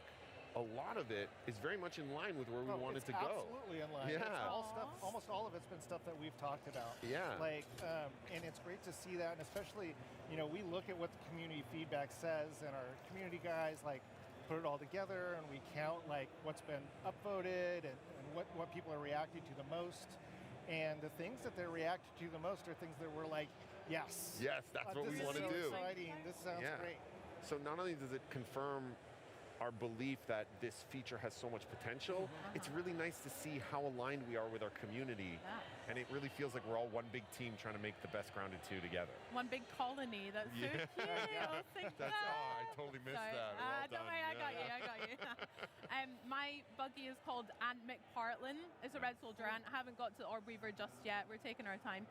Which is a very UK insular joke, but that is fine for you. But have you guys got any buggy names that you're particularly proud of? Any good puns that you've heard? I've or got from one up the my team? sleeve. You, Chris? Well, no, the favorite one that we always fight around the studio right now is Stinky. I don't know why. But yeah, when we start up a co-op game for the Poxa, first time, essas entrevistas aí podia ser mais rápida, né? Nossa, whoever names their buggy Stinky first. tá is the winner, difícil. basically. I always call my aunt Antonio Banteras because you get the double Ant. Tá difícil as entrevistas, demora muito. Just because I like to think of my red aunt as this like charming, roguish ally that I'm like going on an adventure with. So Love Antonio that. Banteras. That's beautiful. He's your own very real sidekick. That's beautiful. We have another first in Grounded 2 with our classes. So, I mean, we were chatting a little bit behind the scenes about, I've been loving the mage class personally, but what has been the most exciting developments from either seeing a lot of players get to grips with these classes or from the team themselves? I mean, when we set out developing archetypes, they were really about just helping players understand how do I best equip my character for whatever it is I'm trying to do today, right? It's you're not locked into being a mage for the whole game. You could be a mage one night. É muito bonito, viu? Os lugares que a gente vai. You want to be a sword and board fighter. É uns vales assim, bonito, rapaz. Cachoeira. Easily into that play style. Passando por muitos lugares bonitos. Mata fechada. Kind of a nice little quality of life add to the game. And the players love it. Like they think it's fantastic, and they want to know, hey, what are the next ones going to be? What equipment that's going to be added so that we can further develop this particular archetype? And that's been really surprising, but also super encouraging and exciting for me, just to see that people love this. Something that I thought was pretty small, something that actually IDOS actually championed in the first place, and everybody loves it. It's great. It's been really positive reception. From our point of view, it felt like a natural extension of what Grounded was already doing, and what made Grounded special as a survival game was this really rich RPG fighting system. And to speak to what Chris is saying, that's also the shared DNA between Obsidian and Eidos Montreal, is that love for both RPG mechanics and progression and player choice. And so this felt like a natural extension of us working together, of us collaborating. And to see it in players' hands, not only them finding really cool ways to break the builds and push them to really cool limits, like the dual wielding rogue that can one-shot even our biggest, toughest foes. Yeah. But on top of that, seeing them use the builds in really creative, unique ways that, like you said, speak to their play style. And you're not locked into anything. If you want to be a mage that whips out a sword and a board, you can do that. If you want to be a ranged, still packing a mallet, you could do that as well. And so we really want the players to express themselves however they want, and we want to get their feedback so that we can find new ways to help them express themselves over the early access of this game. Love that. I mean, with new classes, we've also got some new bugs as well in Grounded 2. How has that been for putting those into the game, implementing them, and how have the community received some of the new ones, like our new scorpions, our caterpillars, etc.? Are there any fan favorites that you've seen emerge? I don't know about favorites, but I mean, I think all of them have been really well received, but like for different reasons, of course. So we've got a ton of feedback from folks who are like, man, the caterpillars are so sweet and they're beautiful, and I have to kill them. Why have you done that? Why have you ruined my life and blackened my soul with this? And then, another example is this cockroaches, where they're like, I can't deal with cockroaches. Why have you put this in the game? And we're like, oh, well, we put it in there to be gross. That's why it's there. It's serving its purpose. But the reception to those has been really fun, very exciting. And on the other side, what was nice for us is when we first started talking about, what creatures we wanted to bring to Grounded 2, I think it was universal. Everyone was like, we need something that is on the same level of terrifying as the wolf spider from Grounded 1. And the number one contender was the scorpion. And it was a huge request from the community for a long time. And being able to bring that to life but in a way that like does justice to it being this terrifying predator coming after you, and seeing all these reaction videos online of people in their camps being, you know, hunted by the scorpion and popping out, them freaking out, trying to hide. Like, this thing is coming after me. What do I do? It's so rewarding to be able to like traumatize a whole new group of players in interesting ways. Yeah, you guys have a lot to answer for making me kill the sweet caterpillars and the butterflies, and then also the horrendous night terrors I've had for the scorpions. So yeah, we'll talk afterwards. But speaking of foes and new enemies, I hear we have a new boss to look forward to as well. So can you tell me what this new boss is and why you guys are excited for players to take it on? Happy to. So our new boss is a giant tarantula. Oh my named gosh. Axel, who has gotten loose in the park. And this is what we're calling our first park boss. And you know, in Grounded 1, there was these really cool backyard bosses, the brood mother, the mantis, and these were all, you know, really giant, terrifying foes. And so we knew we wanted to keep up that tradition. Yeah, look at this thing, it's terrifying. We wanted to keep up that tradition, but because now you're riding buggies, what's giant and terrifying and monstrous has to scale in proportion to that. And so we really wanted to nail that like primal feature creature, terrifying experience for players. And again, it was just the clear first choice for us was we have to bring that fantasy of the tarantula to life. And that's where Axel was born. And then we had to look at scale. I mean, like it is, I don't even know if you can tell from the footage we just showed it looks how huge. Immensely huge this is. So the character in that footage is riding around on its own orb weaver spider, and the orb weaver looks teeny tiny compared to the tarantula, because it's about like 3 times bigger than a wolf spider, which is one of the largest creatures in Grounded 1. And I think it's about 16 times bigger than the player, so it's pretty massive. It's massive. It's absolutely huge, and we think players will have a lot of fun with it. It's got its own arena. It's got its own like sort of like recipe and things that you've got to do in order to summon it and bring it in. But we think it's a pretty exciting boss. Yeah, it looks huge and terrifying for sure. How did you guys land on the name Axel? That's so cute, for one. I'm guessing it's a pet tarantula as well that someone just found. Oh no. So one of the best things about our franchise is it's set in the 90s. This one's set in 1992s and 1992, and so there's all this nostalgia around that era that means a lot to all of us. And Axel is actually a reference to Home Alone. In Home Alone, the older brother has a pet tarantula called Axel that gets loose. And so that's our little Easter egg. I love that. I love that it makes sense in the world of Grounded too, but also it's just a sick callback to real world movies and stuff. There's a couple of more Home Alone references in the game, so around Axel, so I can't wait to see if the community catches them all. Love it. Well, let's get back to this big boss Axel, because I would love to hear some tips from you guys about taking him on. I'm terrified already, and I'm hoping I don't have to do it alone. But yeah, do you have any tips for players on taking them down? Well, I mean, with basically any adventure in Grounded, you got to load up before, you got to prepare for whatever your adventure is going to be. You need to make sure you've got enough food and water and healing supplies. And then you're just going to have to go in and die a couple of times. Like, that's basically what's going to have to happen. He's got a lot of special attacks that are really cool, and you're just going to have to kind of learn that sequence, because there's also some stages to that boss fight as well. So once you've figured out the first one, you're going to have a couple of surprises for you. Figure out the second one, a couple of surprises for you.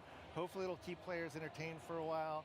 And when they finally beat it, there's a lot of goods on the horizon there. You know, you can, like with everything in Grounded, you murder it and then turn it into fashionable attire.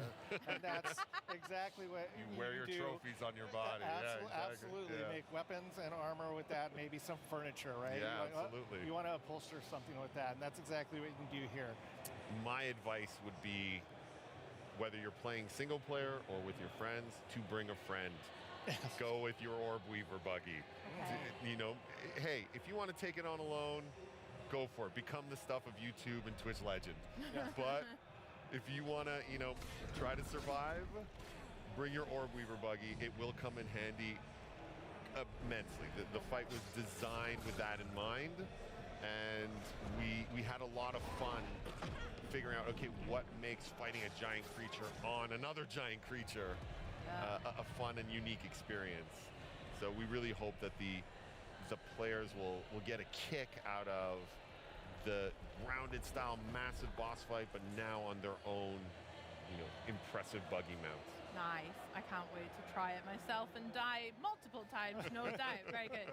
And Parker, you mentioned that there's some, obviously our favorite thing about Grounded is getting the loot. My favorite thing is going and analyzing everything, breaking it down. Can you tell us a little bit about the spoils that we can expect from the tarantula?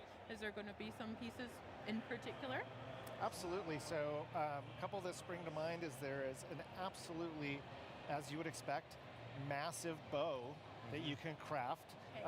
It's sort of ridiculously large, but that's what makes it sort of charming, is that like you made it out of the biggest creature that's been in the yard so far, so it is ridiculously large. You can make yourself a new fancy chest to adorn your base that holds a little bit more stuff, as I recall correctly. And is of course again fashioned out of axle pieces. You can even make yourself a cool little throne.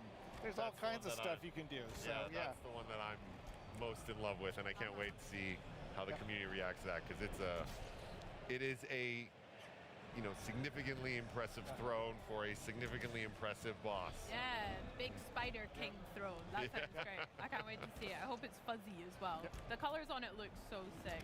I mean, I'm imagining your guys' offices are kind of just, do you just have tarantulas kind of like lying around, or any bugs and stuff? Like, that would be terrifying. Our art director makes these massive, mood boards whenever we have a new insect, and it's just like a wall of terrors. And we're like, okay, which of these is the most interesting terror to bring to life?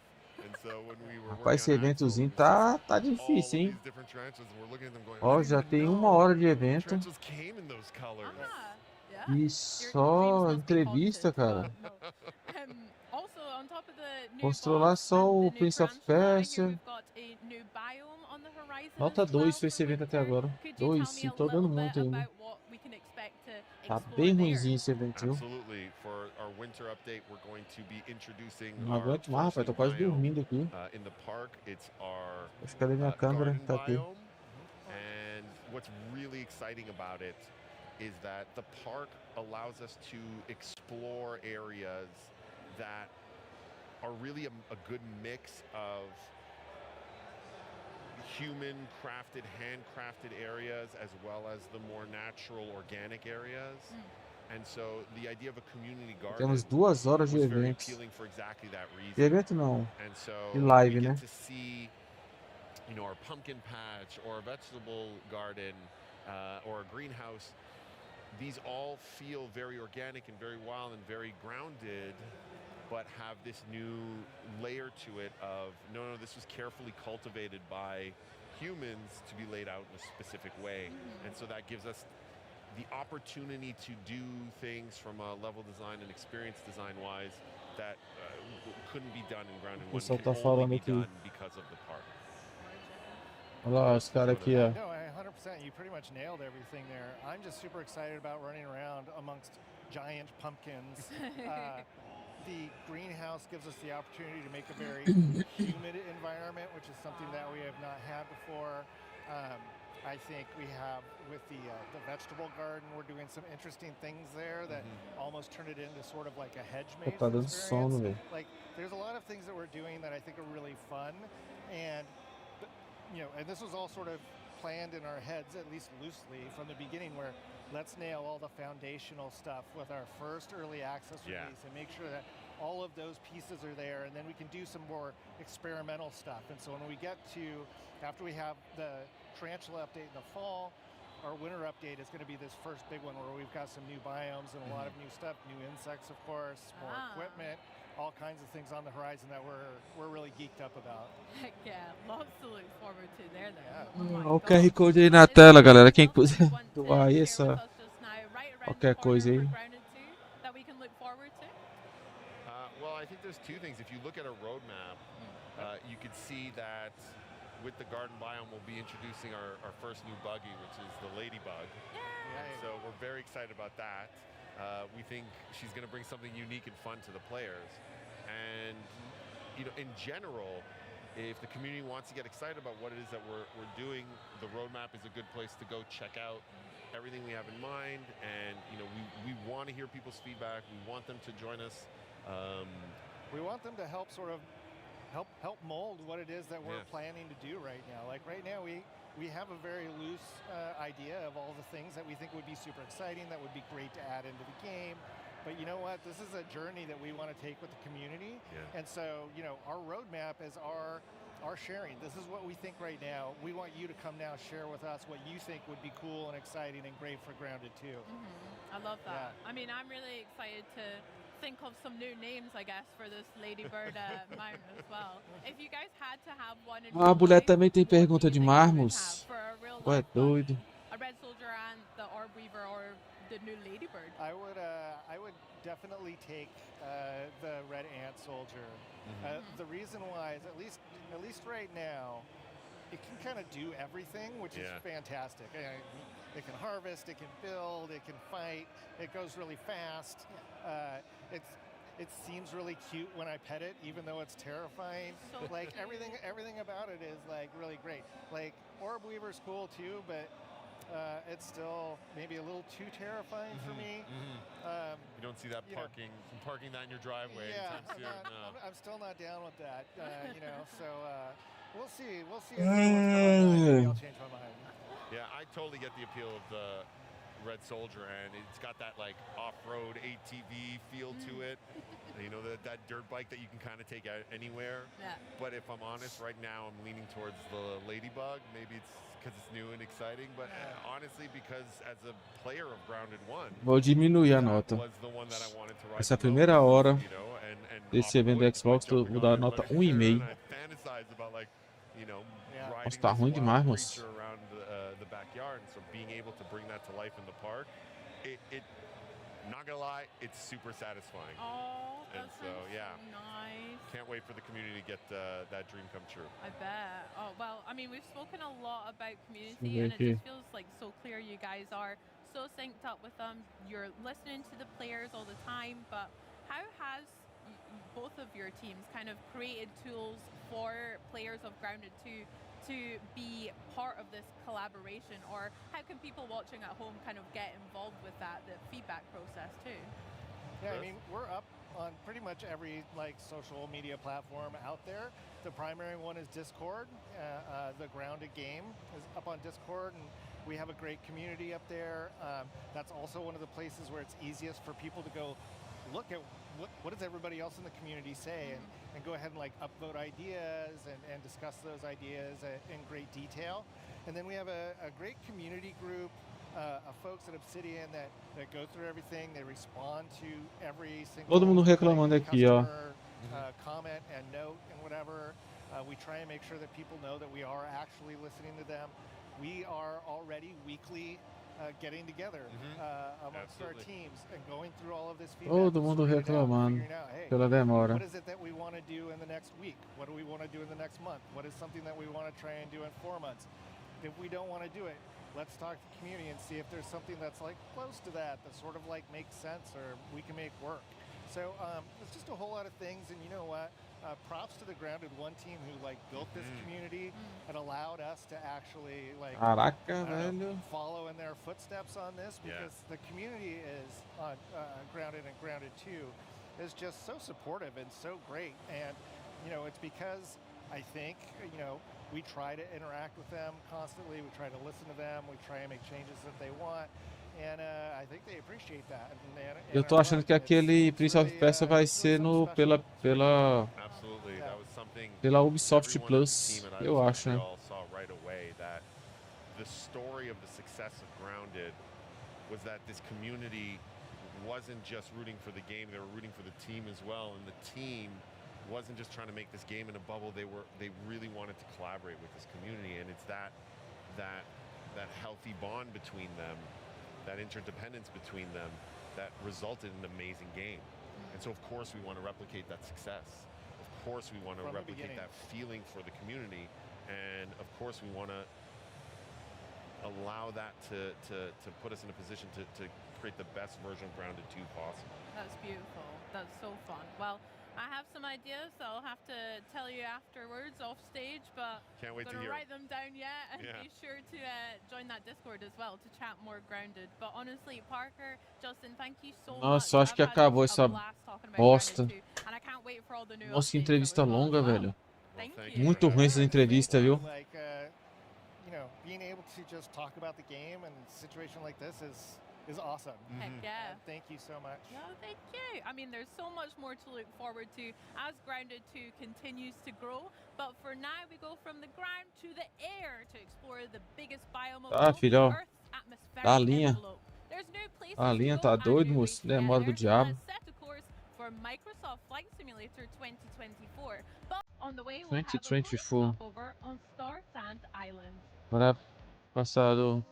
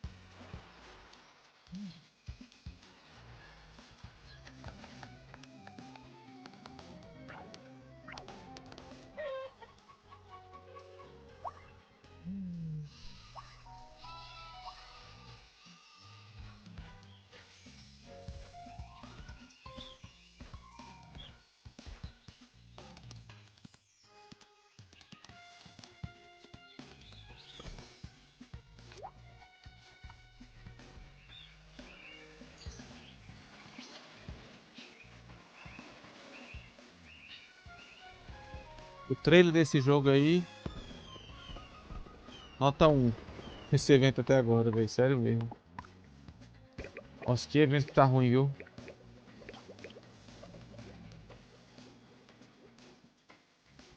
Temos praticamente 50 minutos, se for 2 horas de evento, né?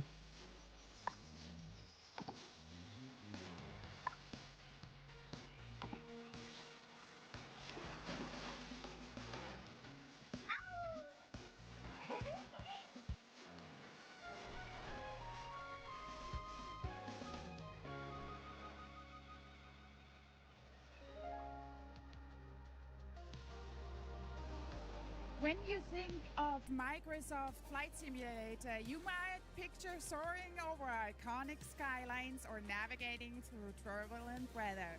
But the sim is still so much more than just a sightseeing. And here to tell us all about the latest updates is head of Microsoft Flight Simulator, Jörg Neumann. Welcome to GAMESCOM. So great to see you, Maxi. It's great to be back in Cologne. And you always bring some delightful surprises when you're here in Cologne. What does Puta que Microsoft pariu, Flight mais Simulator entrevista, have in velho. store for the fans here today and fans everywhere? Yeah, I mean, you know, Flight Simulator is a worldwide hobby, but Gamescom and Germany are actually critically important for us as a team because it's frankly the second biggest audience, and so we always try to prepare something special. And that's music to my ears that Germany is so special. Why do you think that is? I think it's the history in aviation. You know, Germany has been since the beginning. Otto Lilienthal, Ferdinand Graf Zeppelin, and Junkers made the first metal aircraft. Lufthansa is super influential in the world of aviation. So I think it's sort of in the water or in the air. You know, like Germany is the country with the most registered private planes, for example, in all of Europe. So there's a huge audience. Some of our longest fans are here, most dedicated. So we always try to bring something, and we brought two things today, and we made some trailers. So let's run the first trailer. Ah, até que enfim um trailer, né? Alemanha 2, update 12. Nossa.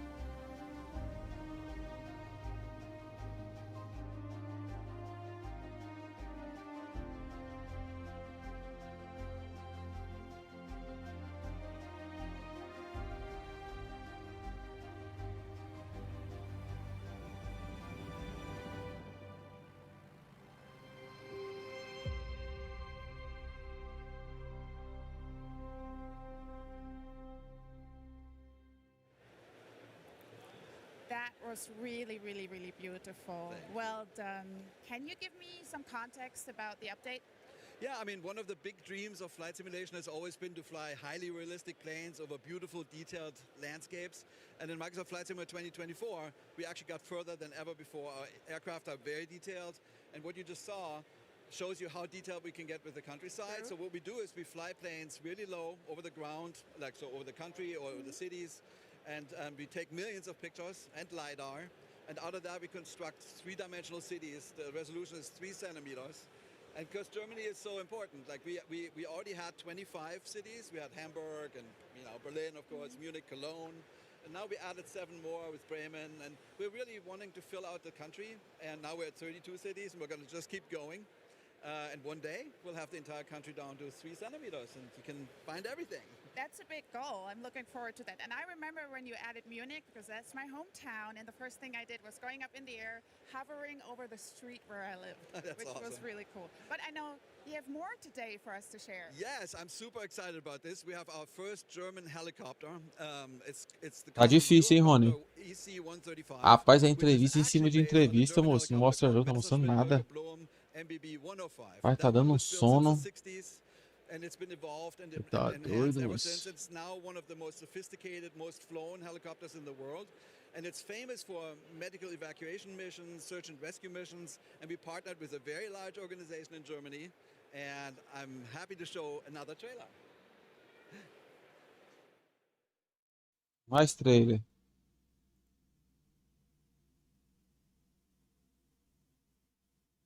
Eurocopter. Caralho, de helicóptero é bonito, hein? Pilot, we have an urgent report of an injured tourist at Neuschwanstein Castle. Cleared for takeoff, helipad 1. Let's go. Ah, de resgate, será?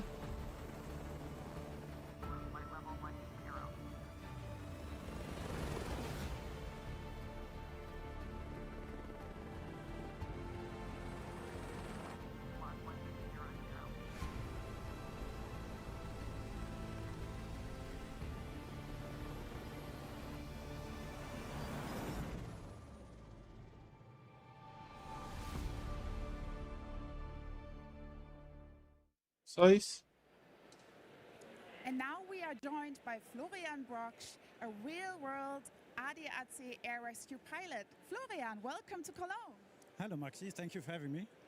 So you are a real pilot. Can you tell us a little bit more about yourself and especially also the ADAC air rescue? I started flying helicopters when I was 22 and became a search and rescue helicopter pilot for the ADAC air rescue in 2017. The ADAC or ADAC Luftrettung air rescue provides, handles up to 50,000 missions a year across 38 stations. I personally work on the station Christoph Westfalen, where we fly 24 hours a day and handle approximately up to 8 missions per 24 hours and fly hundreds of kilometers throughout Germany, especially at night and the bordering countries. Well, thank you so much that you took the time to come here today. And you actually tried out a little bit the Microsoft Flight Simulator rescue mission. How realistic was that for you as a pilot? The EC-135, well, looks really great in the simulator. As far as for the realism of the mission, it's all about the team. It's not just the pilot. You always need the 4 of them, the pilot, the medic, the doctor and a hoist crew member to complete a successful mission. Beyond that, the Microsoft Flight Simulator is a really great tool to provide pretty realistic pilot experiences. And Jörg, how was it for you partnering with ADAC to make it as realistic as possible? Yeah, it was great. I mean, so basically we had support from 3 pilots that helped us tweak the flight model and give us feedback. It was great to hear Florian's feedback earlier, and you liked it, so yay. We had support from Airbus helicopters and from ADAC, and there we really watched a whole bunch of your missions when he actually saves lives, and that was great inspiration for us to do this mission and the challenge. Yeah, so we hope we got close. Thank you so much, both of you. But the most important question, when can fans fly the EC-135? right now. And So also the mission and the city update? all that, yeah. So the city update is available in Flight Simulator 2020 and 2024. And the mission and the EC 135 in Flight Simulator 2024 right now, and it's all free. That's what I like to hear. Thank you so much also for always bringing local content. Thank you so much, and also to your team, what you do for us and for humanity. So thank you so much. And now we're going on. Then that's not only what we are happening at Xbox at Gamescom, because we're just taking flight and we've already seen some really, really cool game updates and live demos. We also got a firm release date on the ROG Xbox Ally and Xbox Ally X, October 16. And by my count, we still got more than a dozen games to cover today, including even more world premieres. Definitely stick around if you're a fan of comic book brawlers, zombie apocalypses, or just free stuff, because we've got more of all three coming on the other side of this never-before-seen trailer.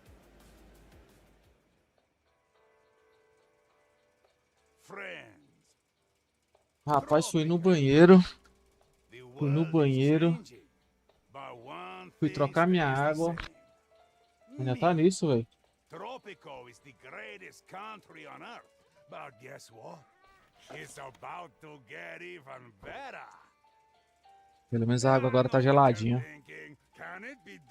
QR Code aí na tela para quem quiser fazer sua doação. É só fazer sua doação aí. Pelo QR Code, só apontar a câmera do celular. Já deixa seu like, compartilhe com seus amigos, se inscreva no canal e ative o sininho das notificações. Esse é o primeiro dia do Xbox na Gamescom. Beleza? E amanhã estaremos de volta de novo a partir das 9 horas da manhã. Aí dia 26 agora, Helldivers 2. Tá? Às 15h30. Jogaço aí.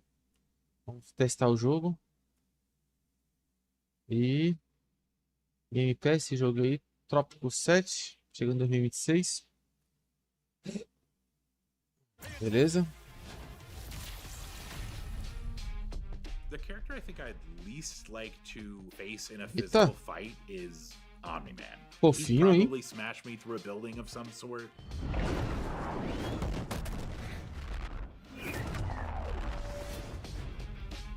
Omni-Man is such a powerful character, even compared to other Viltrumites. We just wanted to capture his brutality. His brutal fight style is very evident. There's no frills in his gameplay. He doesn't have wasted motion. He doesn't equip unnecessarily. It just conveys the strength of all the years that he has spent fighting as a Viltrumite. What we wanted to do was give him techniques, give him moves that are powerful, that deal lots of damage. It should feel like a bit of an uphill battle to fight this guy. I think we just wanted Omni-Man to be really strong and badass and fun to play.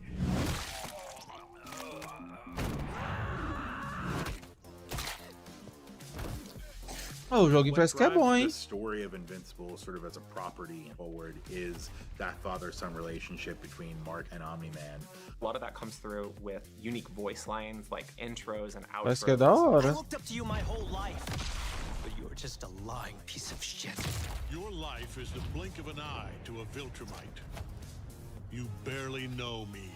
It's that father-son dynamic where they still love and care for each other, but they are at odds with their morality. I also love his moment where he's considering killing his only son and reconsiders and flies away. You've got those two sides of Omni-Man where he's just brutal, a mind of steel, and this superhuman side of him.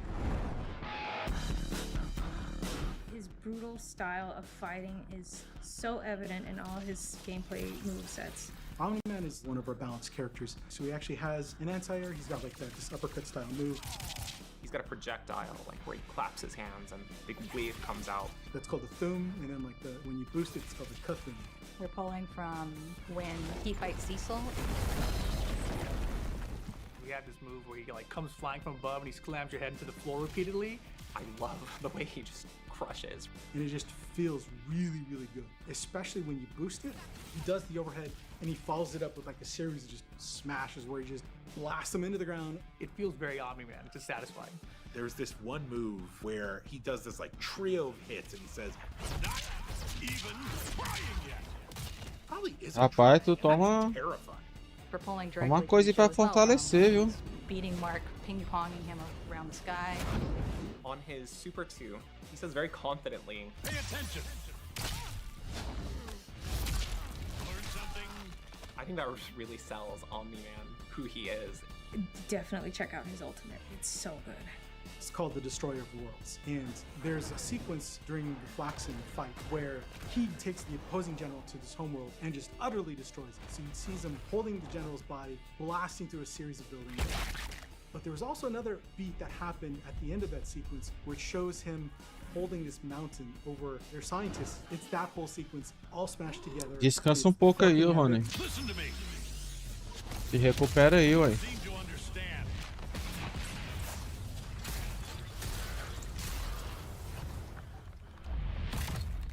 This battle isn't yours to win. That's cool. That's just cool. Caraca. I would put him as an anchor, the last character on a team. He's got a great ways to spin meter, take advantage of these moves that he has that work well on their own, that are also somewhat risky. Obviously, we gave him some really powerful moves that are really cheap, and players are going to enjoy using them, but they have a drawback. They are punishable on block, for example. We gave him incredible air mobility, so he's really fast, can close the distance really fast, but it's a little bit more of a technical thing that you have to learn to do. I definitely recommend playing as him. Really excited for people to be able to get their hands on Omni-Man and really feel powerful. I think that he is going to be beating the crap out of people. He's zipping around, he's punching people, boom, boom, you're done.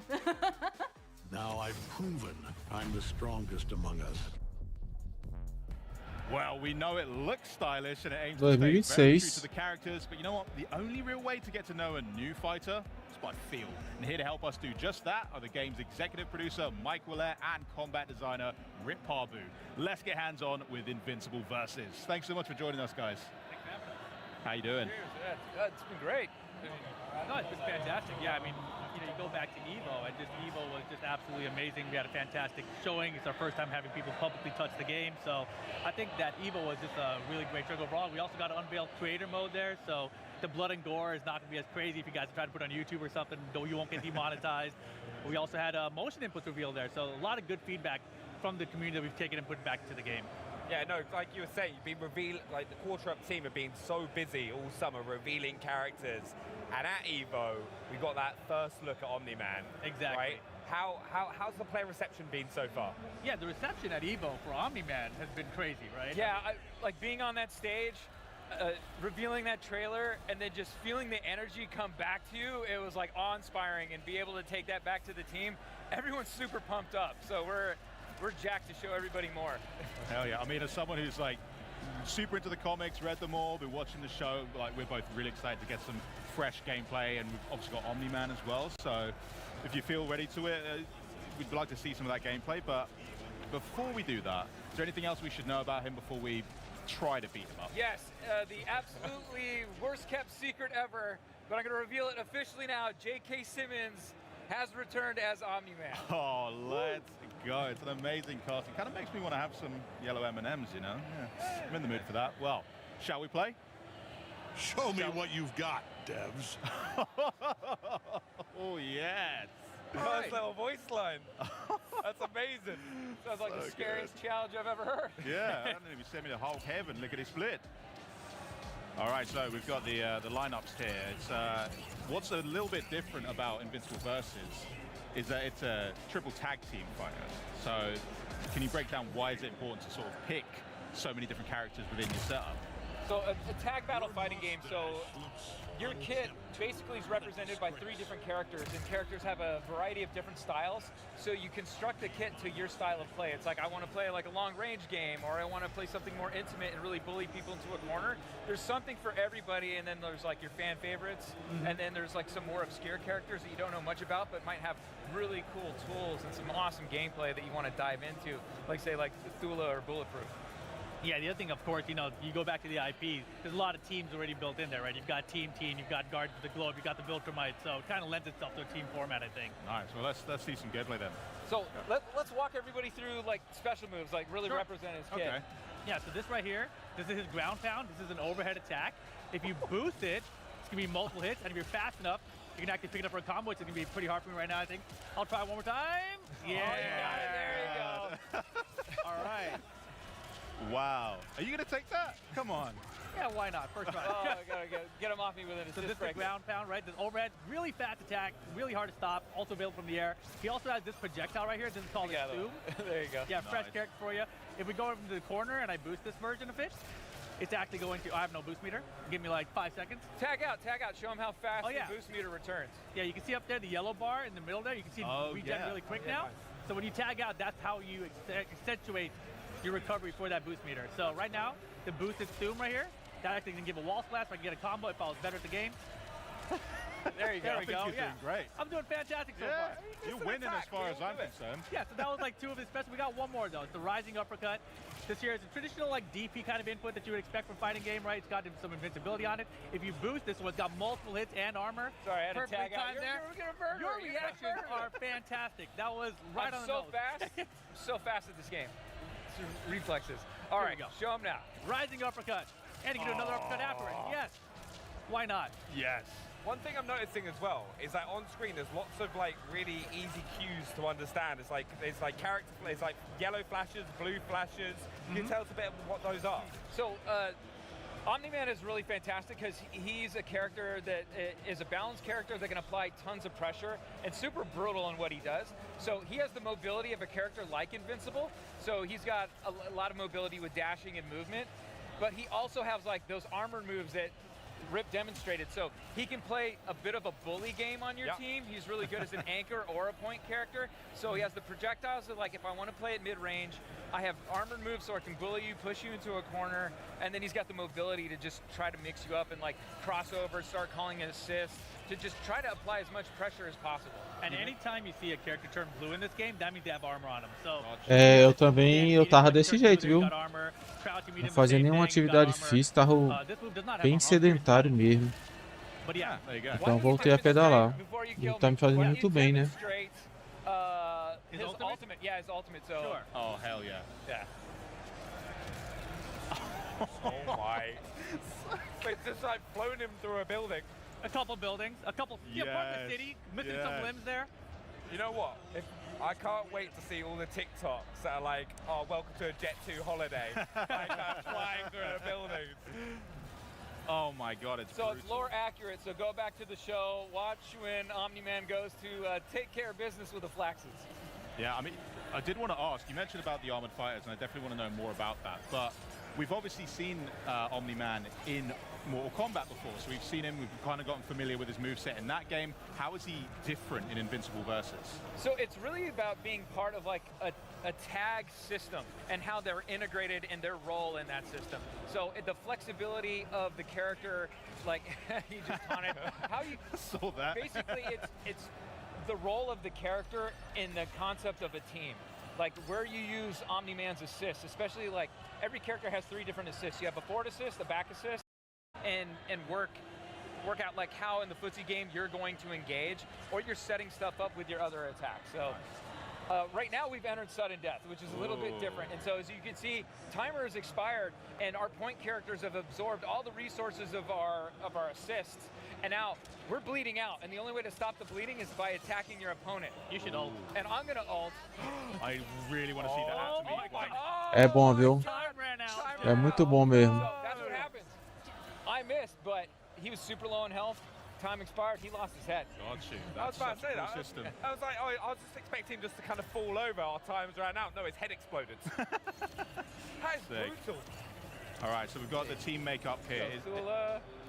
Are you guys making like, are you making specific decisions on who you're picking for like a good balanced team, or can you sort of weigh it a bit heavier one way if that's more your preference? So like if you look at my team, I've got Omni-Man, I've got Battle Beast, and I've got Rex, right? So Omni-Man and Battle Beast, they're both armored characters that can kind of just push through the opponent's attacks. Cool. But I've also got Rex in there so I can play some keep away, some projectiles, just keep people away from me. Well, let's see if it works out as a good strategy. Yeah. And what you'll probably see as we start playing too, our tag system uses an active tag system. And we basically let you tag off of almost any encounter, whether it's a defensive move like heroic strike, like perform right here, Rip. And I can tag off of that, go to a full combo. Oh, so slick. And then off of a throw. Yes, off of throws, off of hits, off of blocks, anything you can basically tag off of. So whilst talking about like team composition with this thing, how does like an armored character like Omni-Man like contribute to his team? Like what's like is that anchor, is that role? How's it gonna work? A lot of times what you're gonna do is for certain characters you're gonna want to bait out moves, or I'm gonna use Omni-Man's let's see, he's available. I'm gonna use some of his like projectiles to work my way in with a character. Or if I think you're jumping in on me, I use Tulits there. That was pretty slick, though. You see, I have Omni-Man who can come in, kind of like control this space in front of me with like a DP, and really make it tough for someone to like have their approach. Yeah, so I can like be zoning with this projectile right here, and if he tries to jump in, I've got this Omni-Man assist to keep me back there. So he's a really good assist character as well. So sick. So a combination between like kind of range attacks and then kind of those assists is key. Yeah, really cool. I did notice straight away though, you're right about his dashing. That seems like really rapid, especially like the down dash, because it seems like most other characters, they just fall. Yeah, he's got much more control, right? Exactly. He's got like a triangle jump, that's what we call that. So it's like he can actually go down forward and he can travel really far. Like characters have different types of dash in the game. Eve can actually air dash upwards in diagonals as well, so she's got a full 8-way dash. But Omni-Man is downwards or forwards in the air. But his distance is a little bit farther and faster than other characters, right? So that helps you close in. If somebody's throwing a projectile, you can just kind of air dash over it and come to the punch like that. So really versatile character. Something I'm also loving watching this gameplay as well is just like how much more like battered each of them become throughout the kind of like there's the blood and kind of how like seems to wear down throughout the match. Oh my word. You know, why don't you demonstrate an arena shift? I think it would be really interesting for people, and he's got a different way to get into it. Yeah, so if I do this kind of a stun, you see that crumple state? If you get someone to a crumple state, you can do a snapback attack, and it'll cause this arena shift. After this arena shift, you lock out their assist for 10 seconds, and you have unlimited boost. So right now, like you see my boost meter, it's just regenning while I'm doing this, right? And I have no access to my assist characters for like 10 seconds, so I should be paying attention and running away right now. Yeah, but just for demonstration purposes, you know? You get the idea. Yeah. If you were to get a KO on them while they're in that shifted arena, would that just end the game? Would they still get to tag back in if they have someone available elsewhere? Once that timer expires, I can get my character back. Right. Yeah, but not during the transition. But not during the transition. Gotcha. So I have 10 seconds to, you know, hold it down and pray my defense is good with push blocking and heroic strikes and a lot of like navigation and basically trying to land a hit myself. I want to see some of these more old. These and then he caught me with it. Oh yes. I had to fan favorite. This is fan favorite. Rex is such a great character. Oh my. Peggy 18. Oh yeah. Peggy 18. I think they got that now. That is amazing. Oh my goodness. I like that there is like that subtle suit difference as well, where you're both playing as Omni-Man right now. Yeah. Okay. Ooh. And I wasn't paying attention there. I probably had an opportunity to get CV dash out of the way. You got that? That was pretty sneaky. You gotta be quick. So Omni-Man's ult, you can get out of the way, but you just can't panic, and you have to like. We should have mentioned it is unblockable. It is unblockable, but you If they miss, you have to dash out of it. You have to dash out of the way. Nice. And it does cost 3 meters to do any ult, and you have to do them from the ground. Supers can be on the ground, can be in the air, but ultimate moves, you have to take your opponent back down to the ground. Well, I think we got enough time to maybe do one more fight. Should we make this run a proper fight? Bragging rights. I want to see both of you. São cartões de 4 terabytes do Xbox. Você chegou a ver? Não, não vi não. 4 terabytes, tá doido? 4 terabytes coloca a tua vida ali, ainda sobra espaço. É muita coisa. Who did you pick? Who do you think I picked? Omni-Man? Yeah, come on. Had a feeling. I got the Viltrum Empire represented here. Also, just one small little detail as well. You mentioned earlier is on the top of the screen. There's a cool little UI so you can tell exactly what side of the screen you're on, right? So right underneath the timer, there's a P1, P2 caret, and that basically said like when we cross up at any time, like that'll change position. So now you can see, I'm on the P1 side. Cool. And that's an assist breaker, calling your assist to break the combos of the opponent. Super important. Rip, I feel like you should just let Mike just showcase a couple moves. No, thanks. No. You asked for a real match. Yeah.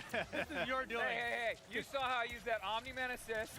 Oh, I didn't even see you tag, brother. I was paying attention. I was in the middle of a sentence. Esse joguinho é legal, viu? Counter-tag. I was trying to come in with a heavy, but... Esse joguinho é da hora. No. I really want to see Battle Beast Ultimate, but at the same time I don't because he's on Rip's team. What'd you hit? Come on. Come on! Oh, we're good, we're good. Oh, what am I doing? This is so tense. Dang it. Come on, Mike. Jumped right into it.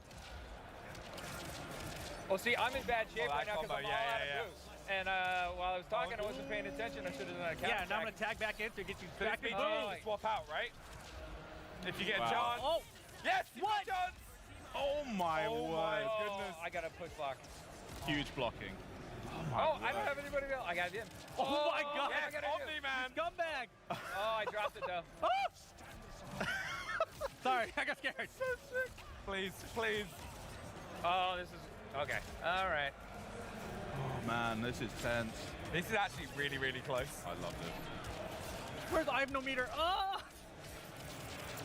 You gotta hold that. You gotta hold that. Oh, No, it's over. It's over. Surely.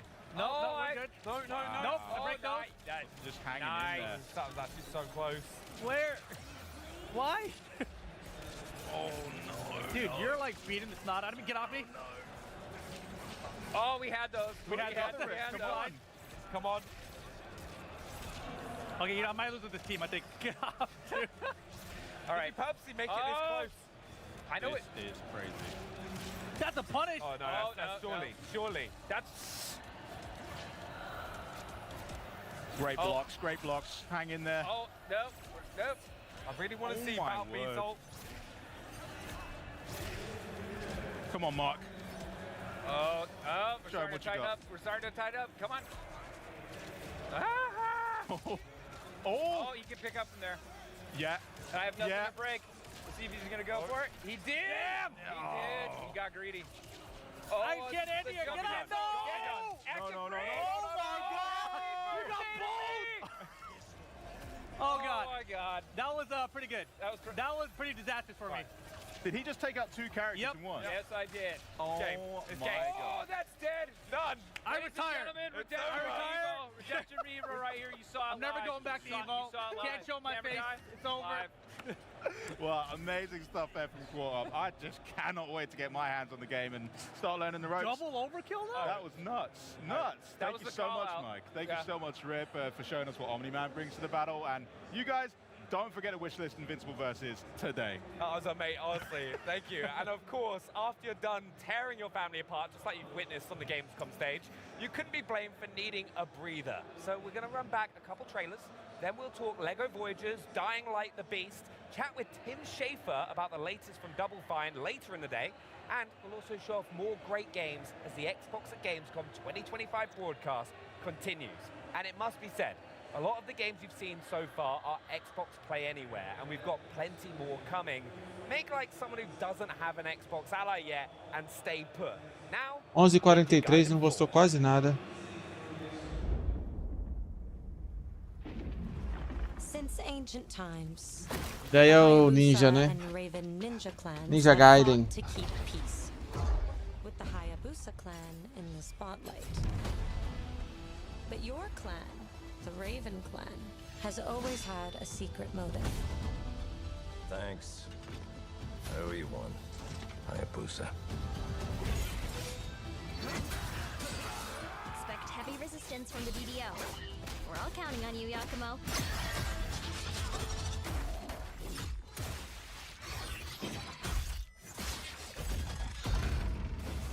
Yakumo, just focus on the hostiles for now. Understood. Pois é, 4 TB é excelente, viu? Stay away from the Dark Dragon Seal. Go back home to your little raven nest. Or die here.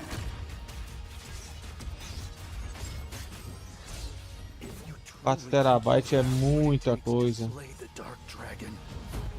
Prove it. The very fiend that resurrected the Dark Dragon years ago. Even a mortal such as yourself has heard of me? I'm sure. Die, insect.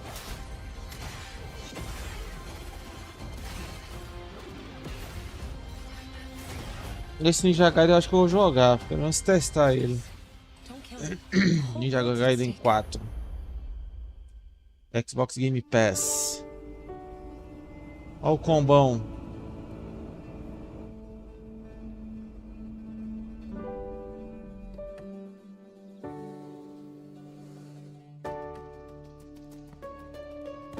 Ah, eu acredito que vai ser mais de 2.000 conto fácil um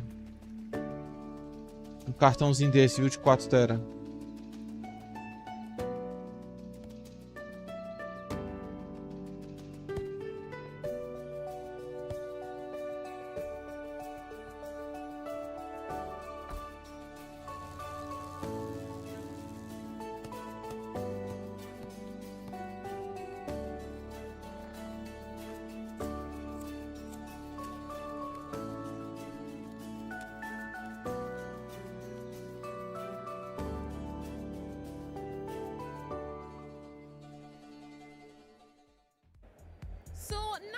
Good and chilled out, get excited again immediately because we've got a sweet giveaway to get to.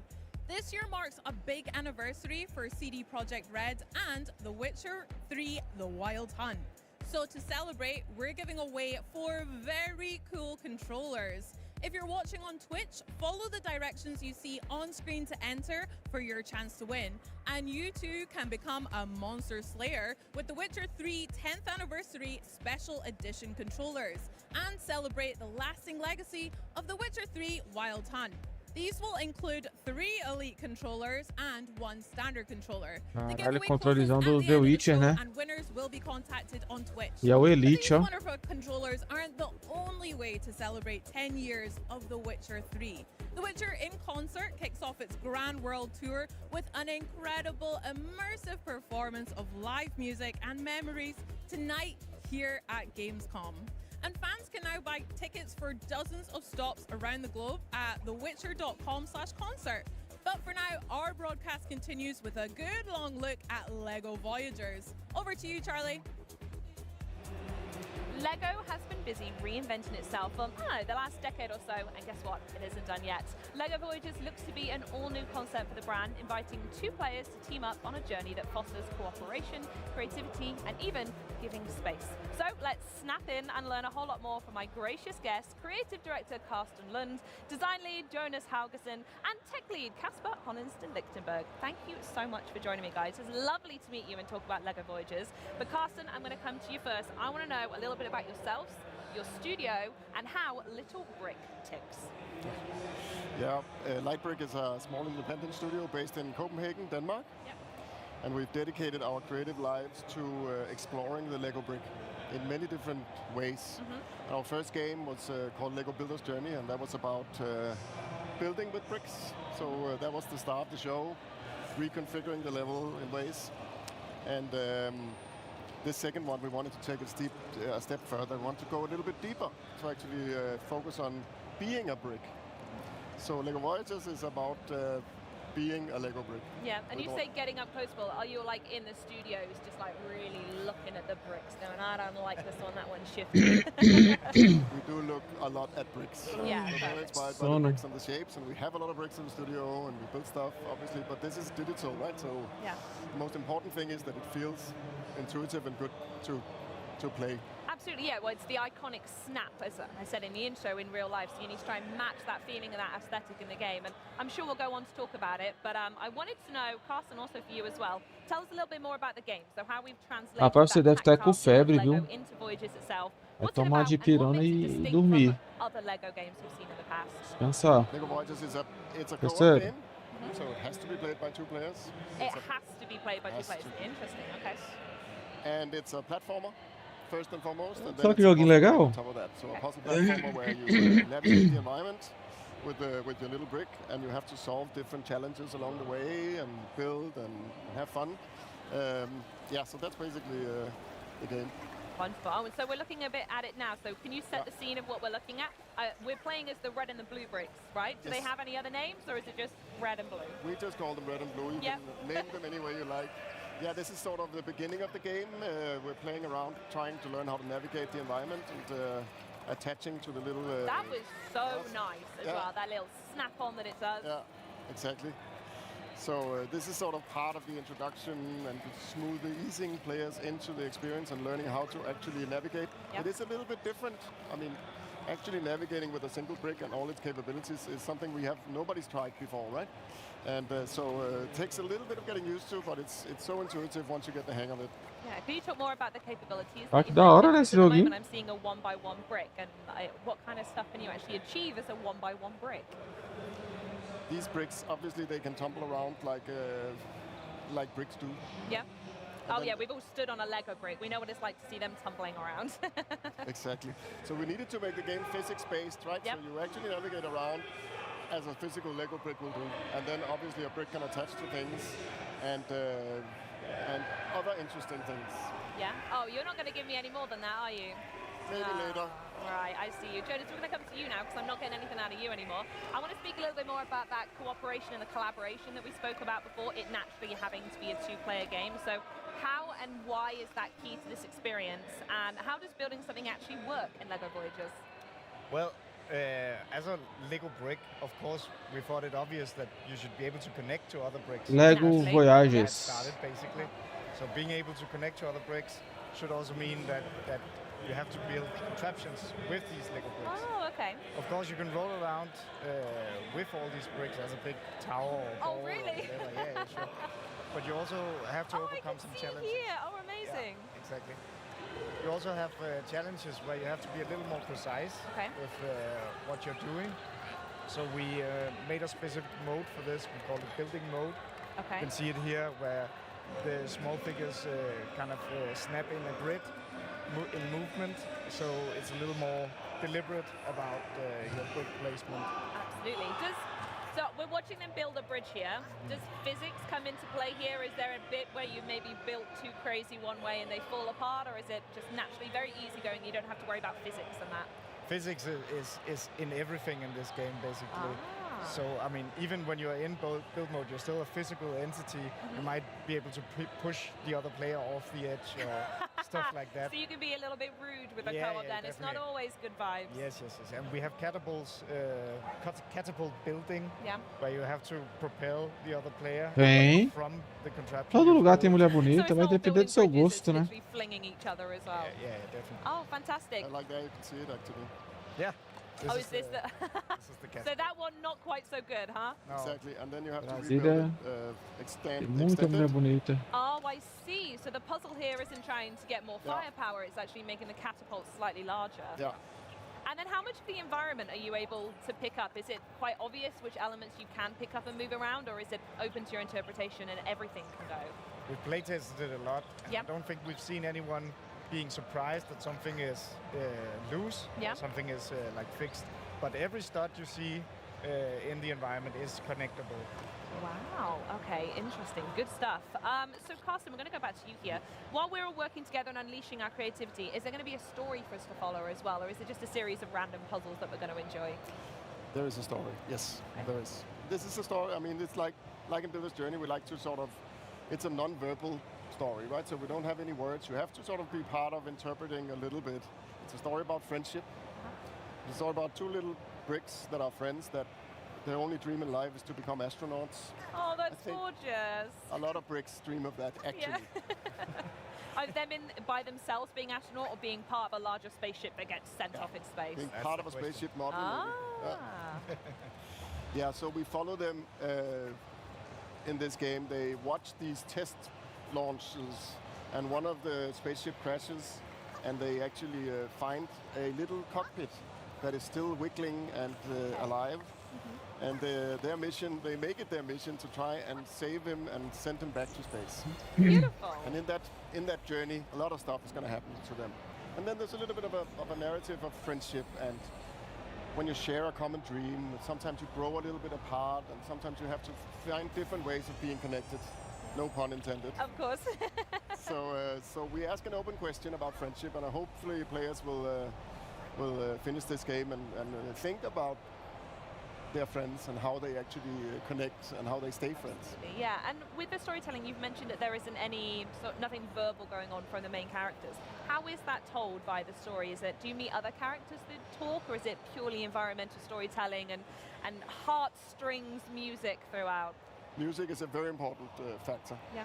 And we have the same composer as in Builder's Journey, Henrik Lindstrand, composing. Oh, wonderful. They smashed it the first time, bring them back. Exactly, and he's been very meticulous about the scenes in the game and the emotions and the characters, so he's doing motifs that sort of tell a story along the way, and so that's a very important part of storytelling. Yeah.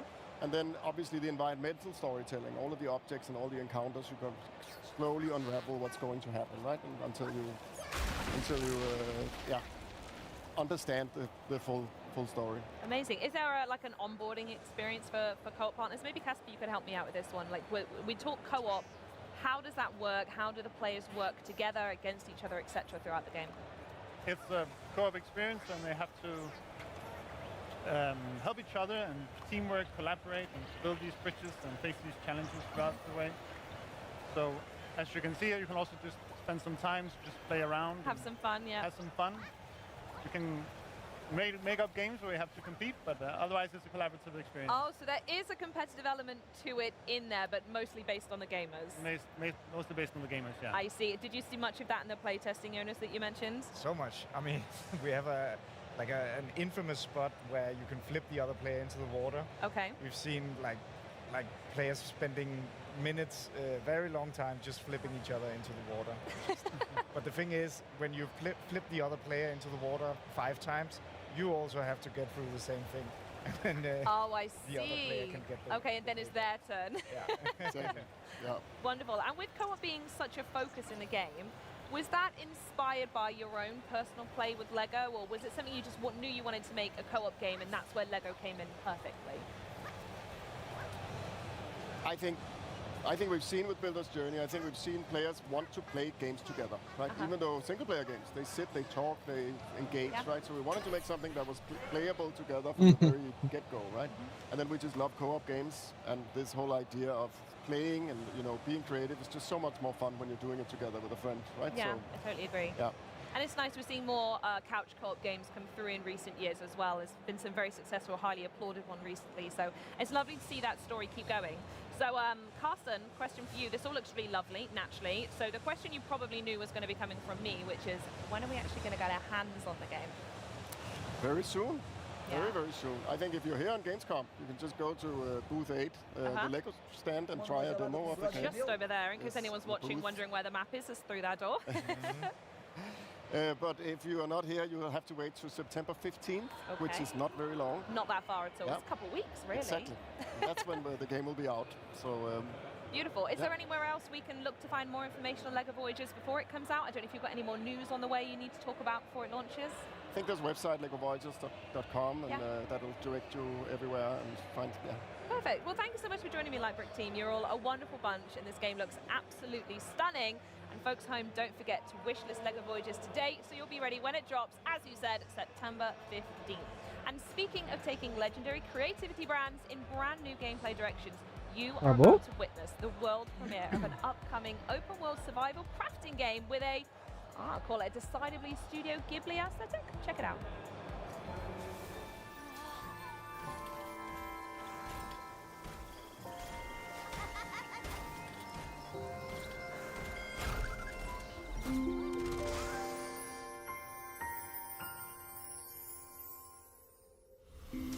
Rampant pollution has depleted the world's resources, and only your moving house and its mysterious power can cleanse the pollution. In this world, you will meet Kuroru, whose hot-tempered personality masks his secretly warm heart. And collect resources,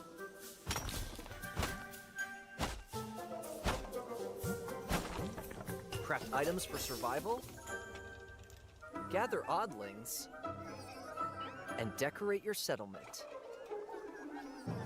You'll face danger on every step of your journey, and riddles to test your wits.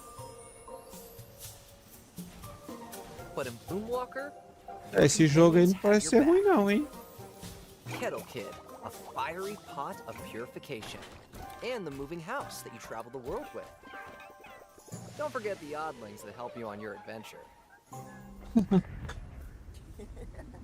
É um indiezinho, né? Hi, I will be your guide during this Red dev gameplay. Boomwalker. First, let's follow the house as we look for a place to anchor it. If you stick close to the moving house, you won't take any damage, and the forest will begin to be purified. Seems like this is the best place to anchor the house. If you activate the anchoring device, you can purify the surrounding area.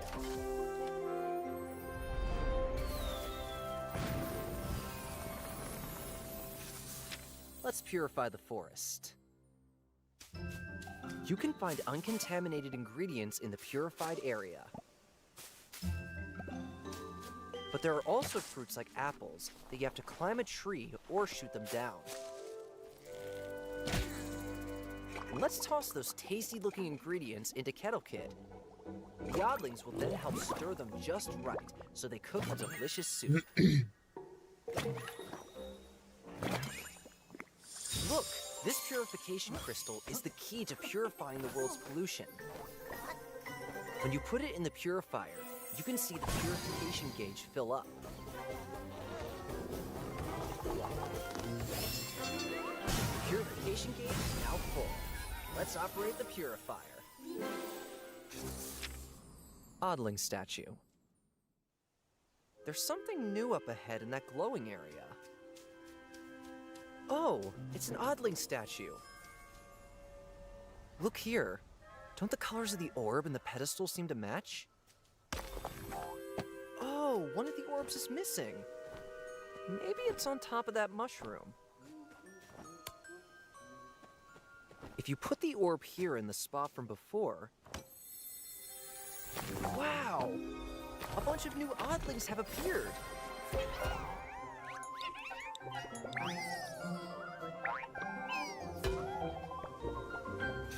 Invader Pelicani Cleanup.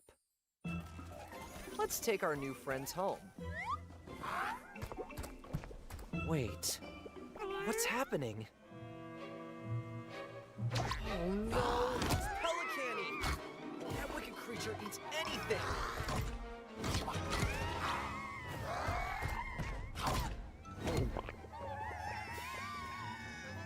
Cara, bicho safado.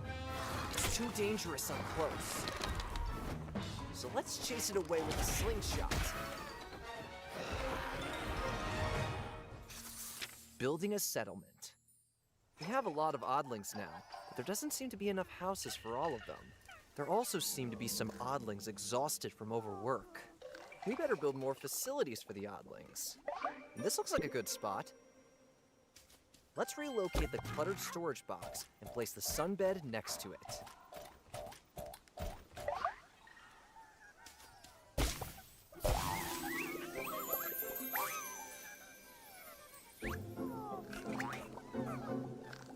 We filled enough purification gauges to restore the entire mushroom forest we explored. This was just a taste of the amazing world of Bloomwalker. We look forward to seeing you create your own story.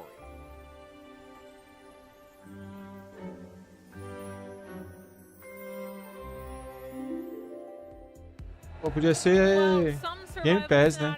Are a bit more dire than others, and if Project Bloomwalker is set to be a beautiful but challenging walk in the park, then Dying Light the Beast is a long march down a ruined highway to hell. The latest installment aims to blaze a new trail for the beloved zombie apocalypse franchise, and here to introduce us to the Beast are Dying Light franchise director Timon Smegtala and Q&A analyst Aaron Tolte with some live gameplay. This is so exciting. Welcome to the show and welcome to Gamescom, guys. Hello, Bex. Hello. How has your Gamescom been so far for both of you? It's my first time, so very, very exciting. Yeah, it's cool. Yeah, busy, crazy, and lots of fun. Yeah. Love it. Well, you've got some live gameplay for us, so can you show us what you've got? Yeah, absolutely. Very excited. Yes, let's start the demo. And the mission that we have here, of course, it's Dying Light the Beast, right? So it's going to be scary, going to be full of zombies, full of open world exploration, parkour, many fighting. And the mission that we have here is actually quite funny one, because it's one of the side missions from the game, and it starts with a very classic Dying Light dilemma. There is like a small group of survivors of them from this place because they want to take over. So it's kind of like a classic Dying Light problem, but then there are some twists, there are some turns, there's some mystery to uncover. Probably we will not see all of it here, but let's just give it a go and let's see how far we can go. Let's see what we uncover.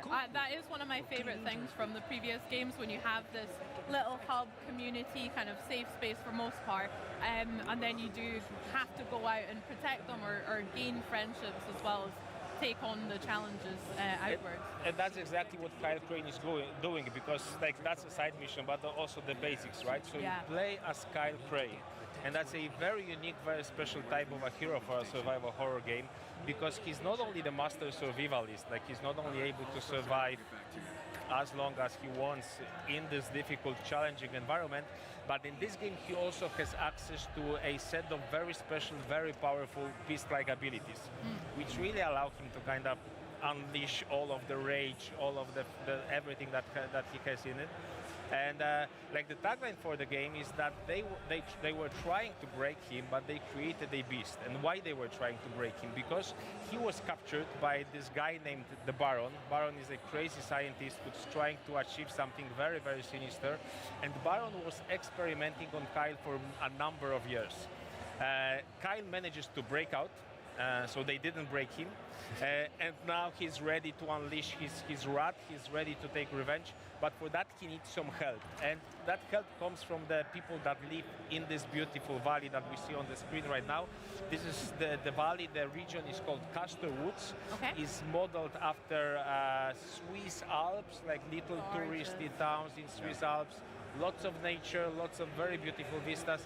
But of course, this one has lots of zombies in it.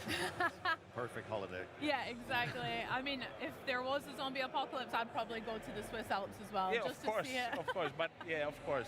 Like the high season for zombies is there all the time. And actually what we have here, so the town in the middle of the map is actually built to be almost like a parkour paradise. We really wanted to squeeze as much as possible out of this location, so players are able to seamlessly showcase all of the parkour skills, jump, run, wall run, slide, connect all of that together.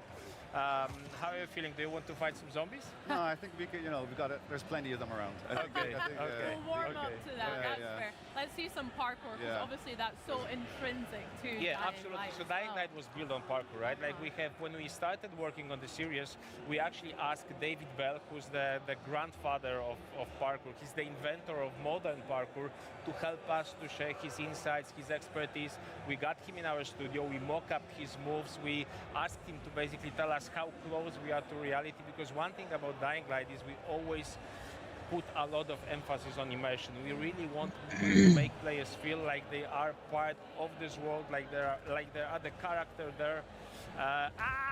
Come on, Aaron! Like the whole QA department is looking at you. No, no. It's a lot of pressure for a live. It's all part of the plan. It's Dying Light, But I think it's worth saying that this is like, you might look at the game, you might look at the screenshots and think, oh, okay, I see a machete, I see a guy, I see some zombies. It's just easy peasy. I go slash to zombies. Absolutely not. This is a survival game. This is a thinking's man survival game. So you constantly have to be on your toes. You constantly need to think like a survival. To survive, even if you are as a good player as Aaron, you have to constantly look at. You have to look at every step that you take. It happens to the best of it. And I can understand why Aaron is nervous. Like before coming here, we had a conversation that actually the whole QA team, from which Aaron is, they were aware that he'll be playing, so they are watching right now, putting extra pressure on the guy. I kept it quiet, and it was. But don't worry. Aaron, you're doing amazing. Thank you. And by the way, if I just using the opportunity, let's just wave to our QA guys, because they are really putting a lot of work into this. They are the most important part of the dev team in this very final stretches of the production, because we are basically just 4 weeks from releasing the game. So exciting. Yes, so very close. Actually, maybe we can loot some stuff, right? Yeah. I think it's a good chance here. I love this layout so far. I mean, the town itself feels a little bit on the less living and breathing side of things for now, but it still feels so realistic, as if I've actually felt those textures and been in places like this before. Yeah, so actually this is something that we are very proud about, because like the whole world has been handcrafted by our level artists. Yeah. And not only handcrafted, but also they've managed to put a lot of Easter eggs, in-jokes into the world. So like the posters you see there, like they have even scanned some of the items that they have in their homes, in their houses, and kind of brought them into like the virtual versions here in the game.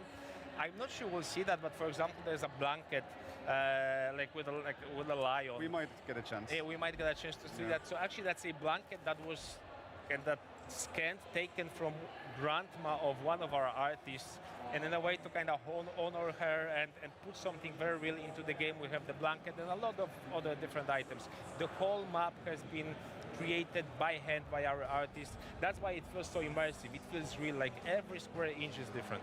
Yeah, you've really put heart and soul into it. I mean, the second game, obviously, it's in the title, Dying Light 2 Stay Human. Yep. So I think that's been one of my favorite parts of the Dying Light games, is it's set aside from other games like that because it feels so realistic. And, realistic also in the combat. Exactly. Representation of gore. So another thing about Dying Light, aside from parkour, of course, it's a melee combat focused game with lots of brutality, lots of gore.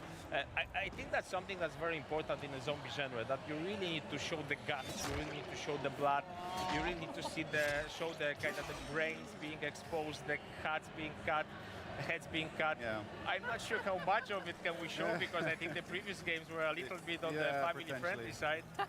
But that's also a good thing, because Aaron is having fun because he knows how to play the game. He spent hundreds of hours in it. But again, this is a game where you see zombies, you don't just run at them and slash them. Like, you really want to make sure that whatever you do makes sense, that you don't take unnecessary risks.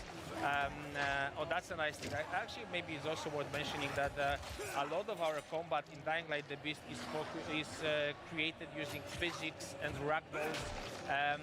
If we have Caraca, esse jogo tá violento, hein? just to represent what happens with the enemy that you are hitting. So, like, you will encounter hundreds of zombies here, but every fight with a zombie is different because the reaction is always different. Sometimes he hits an obstacle, sometimes he hits another zombie. There's lots of those cool emergent moments. Yeah.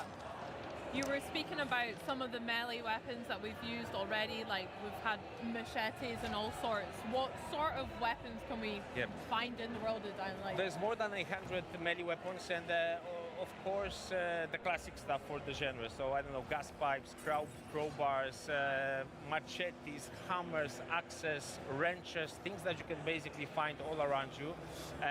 But also if you dig deep enough, and that's a very important aspect of Dying Light the Beast, that there are lots of secrets that you can actually uncover if you dig deep enough.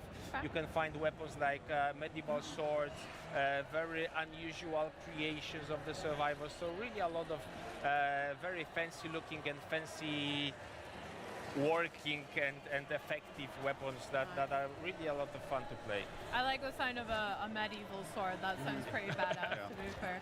Do you guys have favorites? What's your favorite weapon of choice? Samurai sword. Samurai, of course, like a classic. It's probably a boring answer, but yeah.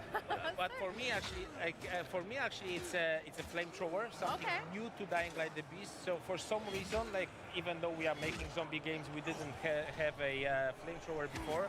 So Dying Light the Beast, aside from the melee weapons and a big focus on firearms as well, introduces a number of new weapons. So flamethrower, grenade launcher, saw blade launcher, and a number of additional hidden stuff that you will have to find as you play the game. We are now living the time. We are now living the town, and actually that's an example of one of the open world activities. Like there are places like this spread all over the world. Nossa, corre, you can interact. If you manage to survive, Aaron. It just came out of nowhere. Your fault is survival horror. I'm demonstrating exactly what we want, right? Yeah, that's true. That's true. So, like military combos like this, if you manage to kill all of the infected here, or if you manage to outsmart them, because that's also an option. You can, for example, use a decoy, draw them to like away from this place, and then try to loot it. That's a very good place to find some ammo for your firearms. And as I said, firearms have really received a lot of love from us as developers in Dying Light the Beast. Okay. He's a bit too big for now, I think, this guy, right? This one, yeah, like, let's not risk it. You already died once, so I don't. They're playing with fire. Like the guys back at home are making bets, like, will he die again? Oh, so firearms, there's a little bit more of a focus on. Yes, absolutely, absolutely. Maybe we could actually use the rifle. What do you think? It will get messy because the thing about firearms is they make a lot of noise. Got you. So as soon as you start shooting, there's a chance that the virals, the fast-moving zombies, will come. Actually, I think there's one guy over there. Let's go inside. Yeah, let's try to hide. Like, we'll see if that works. Safer inside. Oh my. Yeah, gosh, but okay. Relatively. A little bit, like it's never safe in the world of Dying Light. Like what I like to say is that it's actually one of the most dense open worlds out there because basically every part of the map is something where you play the game, where you do some kind of interaction. Either you parkour, which is also like interaction, you click buttons, like you're trying to get somewhere, you make decisions where you want to go. Combat the same, you get surrounded, suddenly there's a group coming from one direction, group from the other. Constantly something is happening, like you are never bored. It's very intense, very dense experience. Yeah, that sounds really cool. A lot to explore and discover, and every kind of trip outside of the safe zone is probably not going to be exactly the same as before. Yeah, so Dying Light was built out of emergent moments, and we actually we did fight with some of the guys with the tanks, for example, right? But actually we didn't trigger them, so maybe if there's an opportunity, but like, actually that's a nice thing. Or maybe we can keep the... I think there's, some better opportunities. Okay, so what happens right now is that because Aaron was fighting a lot with like quite intense, he managed to charge his beast mode, right? Okay. So now he can unleash it. So maybe we can actually see that here, like how effective he is with fighting those zombies. They throws them all around. Like he has those like cool finishers. Doesn't need any weapons anymore. Oh my goodness, he ripped his arm right off. Flipping it. Cat, like nothing is left like unturned and uncrushed and unsmashed. Who's laughing now? No one left unsmashed. No. That sounded like you were saying it to the QA guys. Like, who's laughing now? Like, I'm here on Xbox and I'm playing this awesome game. I can't confirm it. Oh, zombies don't need brains. It's fine. Yeah, some of the new visual designs for our enemies. So of course, like you can see, the game is really beautiful to look at. Even the zombies. Like, if you are into zombies, it's good to make a pause or go into photo mode and try to see how detailed the models are, especially when you do some damage to them. We have increased significantly the number of places on their bodies which you can damage. We have, like when you cut a limb, you can cut it in 3 different places. You can really leave a lot of scars, wounds, like broken places on. Yeah, let's try to. Oh, that's nice, quite brutal. I saw earlier like when you just left someone crawling because you cut his leg off, so that was quite mean for that poor zombie, I feel, as well. A nice flame. Also, as you can see, there's a lot of versatility. Yes, like, emotions. There's a lot of varied ways how you can solve combat situations. That's also something that we were always thinking about when we were working on Dying Light games. We want to give players freedom where they go anywhere, climb anything, freedom how they fight. Actually, we're leaving the mission area, so that of course in the full game you're not leaving mission area, so the freedom is open and you can go everywhere you want. Yeah, I like the tactic of running away. That's my favorite tactic for zombies. But that's also like, that's your choice, right? And again, like vehicles, another thing that's new to the Beast. Actually, maybe we can also show the FPP, right? Because you can drive from that perspective, like keep the immersion. So it is like, it's nice to roam through zombies, blast through zombies with your vehicle, giving you a little bit of those Carmageddon vibes, but again, like a little reminder, this is a survival game, right? So like you need to think about how damaged your vehicle is, and the gas. We're about to run out of gas. Exactly, doesn't have gas. So I think we are slowly running out of gas. So. Got to find a gas station. Exactly. I'm not sure they're still working. You know? Oh, man. So with our new vehicles and things, is there different areas that we can explore around the world then? No, so actually we decided to choose this one because it fits the environment most, right? So Aaron, when you get up, maybe let's just have a nice look around the place. So about taking the view, I love that. Yeah, take the view, and we'll talk about vehicles. So we have chosen those off-road pickups because they fit the environment most. We didn't see that much of it yet, but the whole world is actually quite varied. We have the town in the middle, we have an industrial park, we have swamps, we have mountains with hiking trails, we have farm fields, so a lot of very uneven terrain.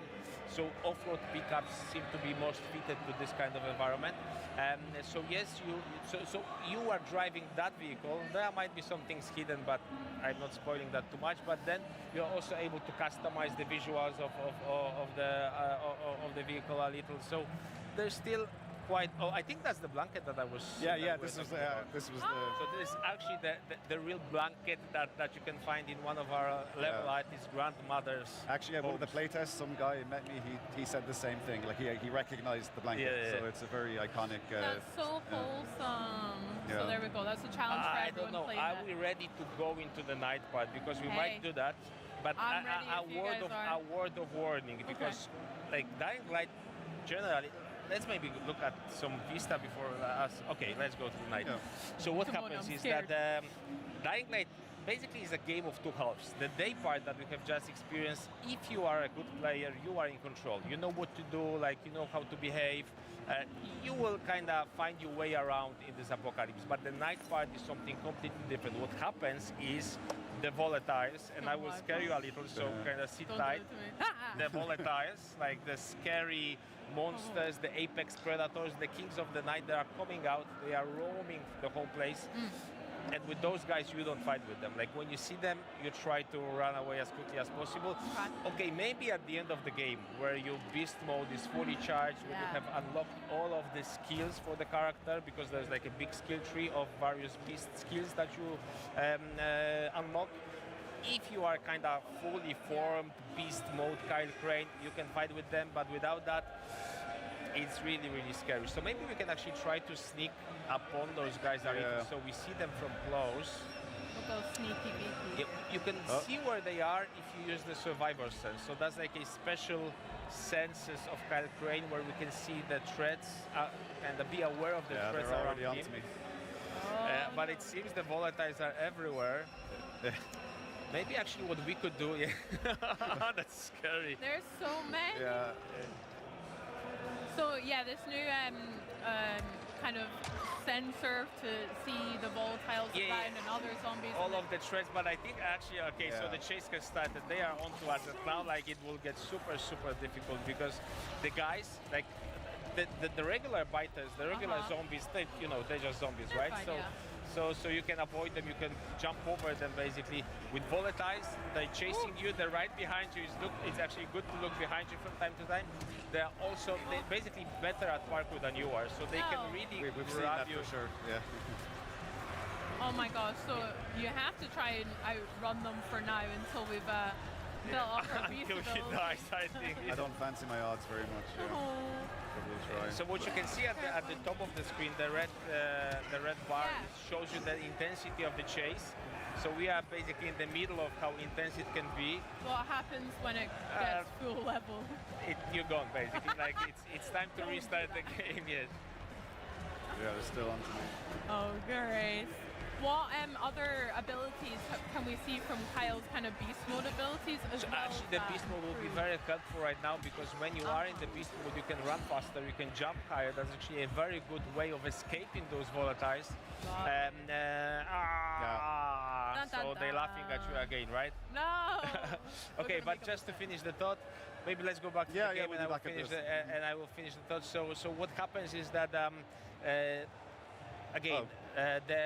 the volatiles, what happens is that as they're chasing you, the beast mode, you get a number of combat skills that you, of course, is most used for combat.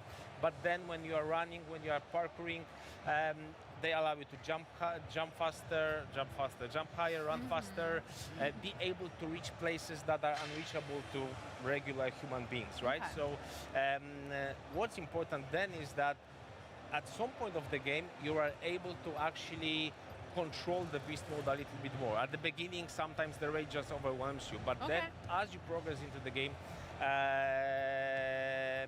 you get full control of it. You can trigger it whenever you want, and then you can use that to actually reach places, find secrets that you would not be able to do when you are in the human form of Kyle Crane. And again, that opens a new kind of way of exploring the map and a new way of interacting with the world. Love it. Do you have a favorite biome from the game that you like? You were speaking about kind of swamp areas. Do you like the pretty cities or the hills as well? I like we have a really nice storm weather preset, so I like I guess it's the industrial, this area, when it's stormy, it's very atmospheric, very nice. The weather is like, I would say the weather is very nice, but it's not like literally true, because the weather tends to be very rainy and stormy from time to time and very gloomy, but it's nice because we have really spent a lot of technical resources on making sure it really looks very, very real. So it rains and you feel like it's raining and that you are there. So and my favorite biome, I would say, is the farm fields. Okay. So, but not when it's raining, because when it's raining, it's actually not that good. What I like is farm fields in full sun. Like you see it, like how yellow the grain is. It's really very beautiful to look at. Love that. Well, can you tell me a little bit about, I'm really excited to dive into more of the survival kind of element, but what should players watching at home be excited for Dying Light? What about the story and more about the game that you want people to be excited about? I think it's the best Dying Light game that we have ever created. So for the fans, I think it's sold already. But if you have not played Dying Light before, if you have not heard about Dying Light before, absolutely don't be afraid. Be afraid of the volatiles, but don't be afraid to test the game. You will get all of the things that make Dying Light a very special combination. It's a mix of open world and survival horror.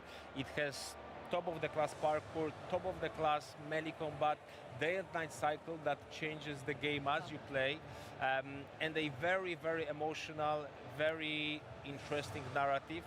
I think you will really feel something. You will feel the pain of Kyle Crane, how they were trying to break him, like all of the wrongdoings that happened to him.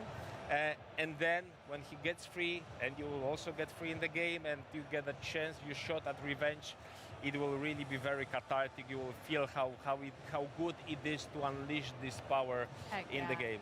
Well, I can't wait. I had so much fun playing Dying Light Stay Human co-op as well, so I'm really looking forward to maybe jumping into this one co-op. Absolutely, co-op is also supported. You can play with 4 friends in co-op. I can actually give you this mask and 3 more, so you can play the masks. We can play the masks. Exactly. And in co-op, it's like another layer of fun. The interactions, the emergent moments are squared compared to what happens when you play it alone. Alone is a very focused, very atmospheric experience.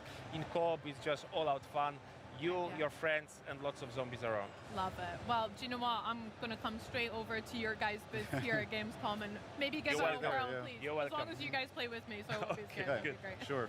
What can we look forward to from Dying Light the Beast Exciting bits. Dying Light the Beast releases in 4 weeks, September 19th. So it's excitement all over the place. PC, PS5, Xbox Series S and X.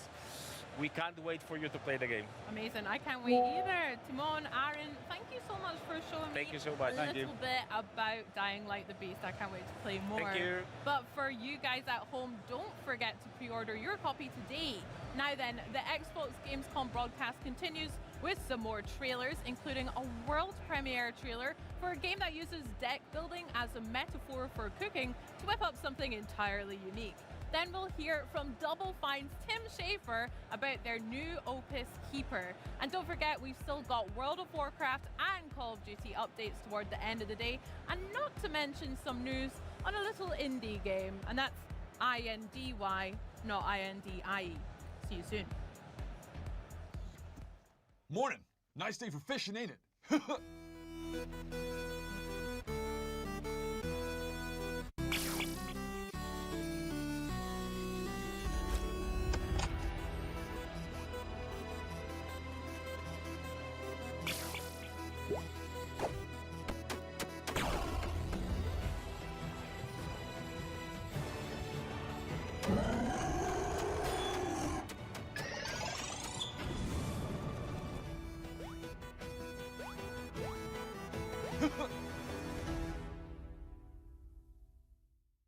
Things are peaceful here in Palo Pori.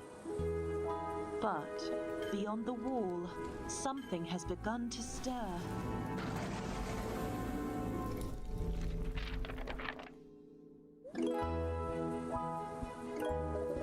In the face of danger, it's time to get to work.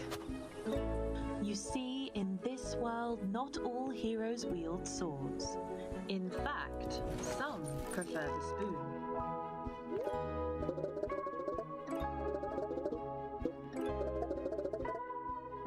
There are some who believe that in order to save the world, you've got to start with a really good meal.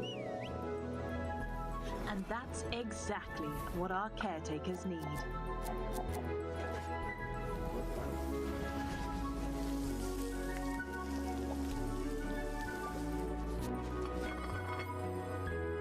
Your recipes might just be our only hope. Because let's face it, who can save the world on an empty stomach? The delicious meals you make will fuel the caretakers, so that they can battle the ravenous monsters threatening your home.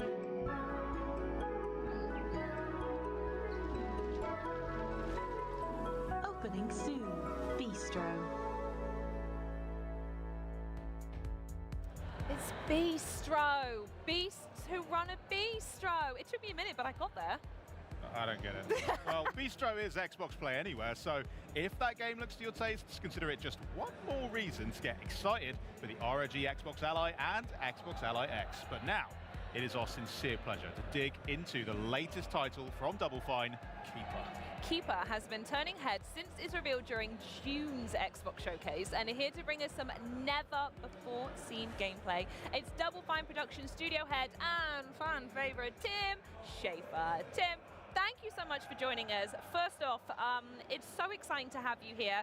And this game, we're going to straight games you could ever reel off that someone's worked on. I want to know a little bit more about what it's like working with him and your team bringing his vision to life. Well, Lee has a really, as you can tell from those games, a really strong idea of what a game should look like and how it should feel. Yeah. And he's someone who I've just come to really trust and rely to just have that kind of vision, also be able to execute it. He's really good at technology as well as art, and also leading a team full of people at Double Fine, because it's a very collaborative environment, so you have to have the right touch, you know. And so mostly what it's like working with him is I just leave him alone.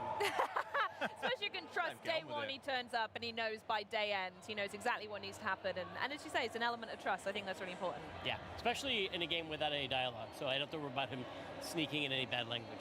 Oh, that's such a shame. Maybe he'll find a way. We'll find a way to do it on our stream when we play it, don't you worry. Yeah. I mean, in some ways, it does feel like this game is a bit of a new chapter for the studio. Like you said, it is wordless, so nothing to be said there, but it's still atmospheric, still surreal. So what would you say inspired Lee and the team to move in that kind of direction? Well, a couple of things. When we were talking about what his next game should be, we were like, well, what could we do now? Because things have changed for us. We became part of the Xbox family. We have like support and resources we didn't have before. And we're like, what could we not do before? And what's a game that we probably could never get signed with a publisher? Something that would seem just too far out there, but would be a really personal thing for Lee and his, wanting to do something really beautiful and strange, mysterious, and yet still really charming. And also, I think at that time, a lot of things were going on with a global pandemic. I don't know if you heard about that, but we were all locked inside. And the only way Lee found a lot of escape from that was to go on long hikes through nature. He'd go into the mountains and look at the nature around his house and think about... I can see where this is going, yeah. About how the humanity is really threatened. We didn't know what was going to happen. We were kind of scared, and yet nature just kept going and changing and evolving and interacting with each other, and that was really inspiring to him. And he's also a weird guy who has like a lot of interesting tastes. Grew up on like the Dark Crystal and Cronenberg films and surrealist painters, and so put those things together to make something that was chill like nature, but also a little weird. Yeah. And I think you'll see that in the game. Yeah, when you mentioned Cronenberg films, I am now slightly worried for the seabird, but I'm hoping that you're going to leave that bit out. Well, you're just going to have to... The game's Yeah, all we're not about- getting anything today on that. It's all about surprise. But it's not a horror game. Yeah. Although it's an interesting... Lee's vibe with this game is that it's not some super violent horror game with a lot of blood, but it's also not like just when you think of a cozy game, they're sweet and they're cuddly cats in it. But this is like it's got a weird vibe where the unexpected might happen. Like atmospherically off. There's something amiss. Yeah, something lets you know that you don't know what's going to happen next. Yeah, for sure. What was it like when you started off with the initial sketches? That must be quite a fun time during the development process where you are still sort of hashing things out, but then moving forward to what we see today, how's that sort of transformation been? I mean, it was fun to watch Lee and his small crew get together when they just started, and they were just trying different gameplay ideas out. You know, it really was a blank canvas for them to just experiment and experiment with things that are not just, when I mentioned surrealist painters, like it's not just melting clocks, but it's also like the procedure they came up with their art by like tearing up words to make new words, and so that it was fun to watch this process of when the sky's the limit, what you come up with, and watching it evolve to, of course, it just had to be a walking lighthouse. Yeah. Oh, absolutely, yeah. And I want to go back to what you're saying a little bit about the surrealists and paints. I want to stick on art for a moment, because naturally everything we've seen so far just screams beauty in Lee's deranged way. Screaming beauty is what we call it. Screaming beauty. That's Lee's nickname around the office. Love it. Can you tell us more about the art direction itself and how that ties to the actual mechanics of the game now? Yeah, I mean, the art direction is, very specific vision of Lee's, but it leads to the interactions that you have in the game it is an adventure game that has puzzles, but they're light puzzles because it's really much more of an atmospheric experience, not supposed to get stuck on a puzzle. You can't die and you can't fail in the game, but you use the light that the lighthouse has to interact with the world and cause changes to happen. And you also have a companion named Twig, which is this seabird. The seabird, yeah. Twig, you can send Twig out to interact with the world too. Very nice. I mean, you guys are very typically known for quite a lot of experiences that are somewhat reality warping, mind bending. Are we going to see those kind of same shades? What's really the vibe of Keeper? Well, I mean, I think we talk about the films that inspired Lee, like we mentioned Dave Cronenberg or David Lynch. Those films all have really weird, unexpected things happen in them. But it seems at first like nonsense, but there's a kind of a dream logic to it that makes it make sense. It means something, but it's not necessarily clear what it means, and it probably means more than one thing, and it's really open to the player to have this experience of playing this game and try and think about what all the different things mean. Well, that's going to be interesting when it comes out and see other people's interpretations then, potentially, of what Lee's getting at the game with the relationship between the seabird and the lighthouse. That's really fascinating. I do love it. Now, I am going to ask you a really important question about the seabird, Twig. Unfortunately, it's going to completely shape my opinion of the game. So, can you pet Twig?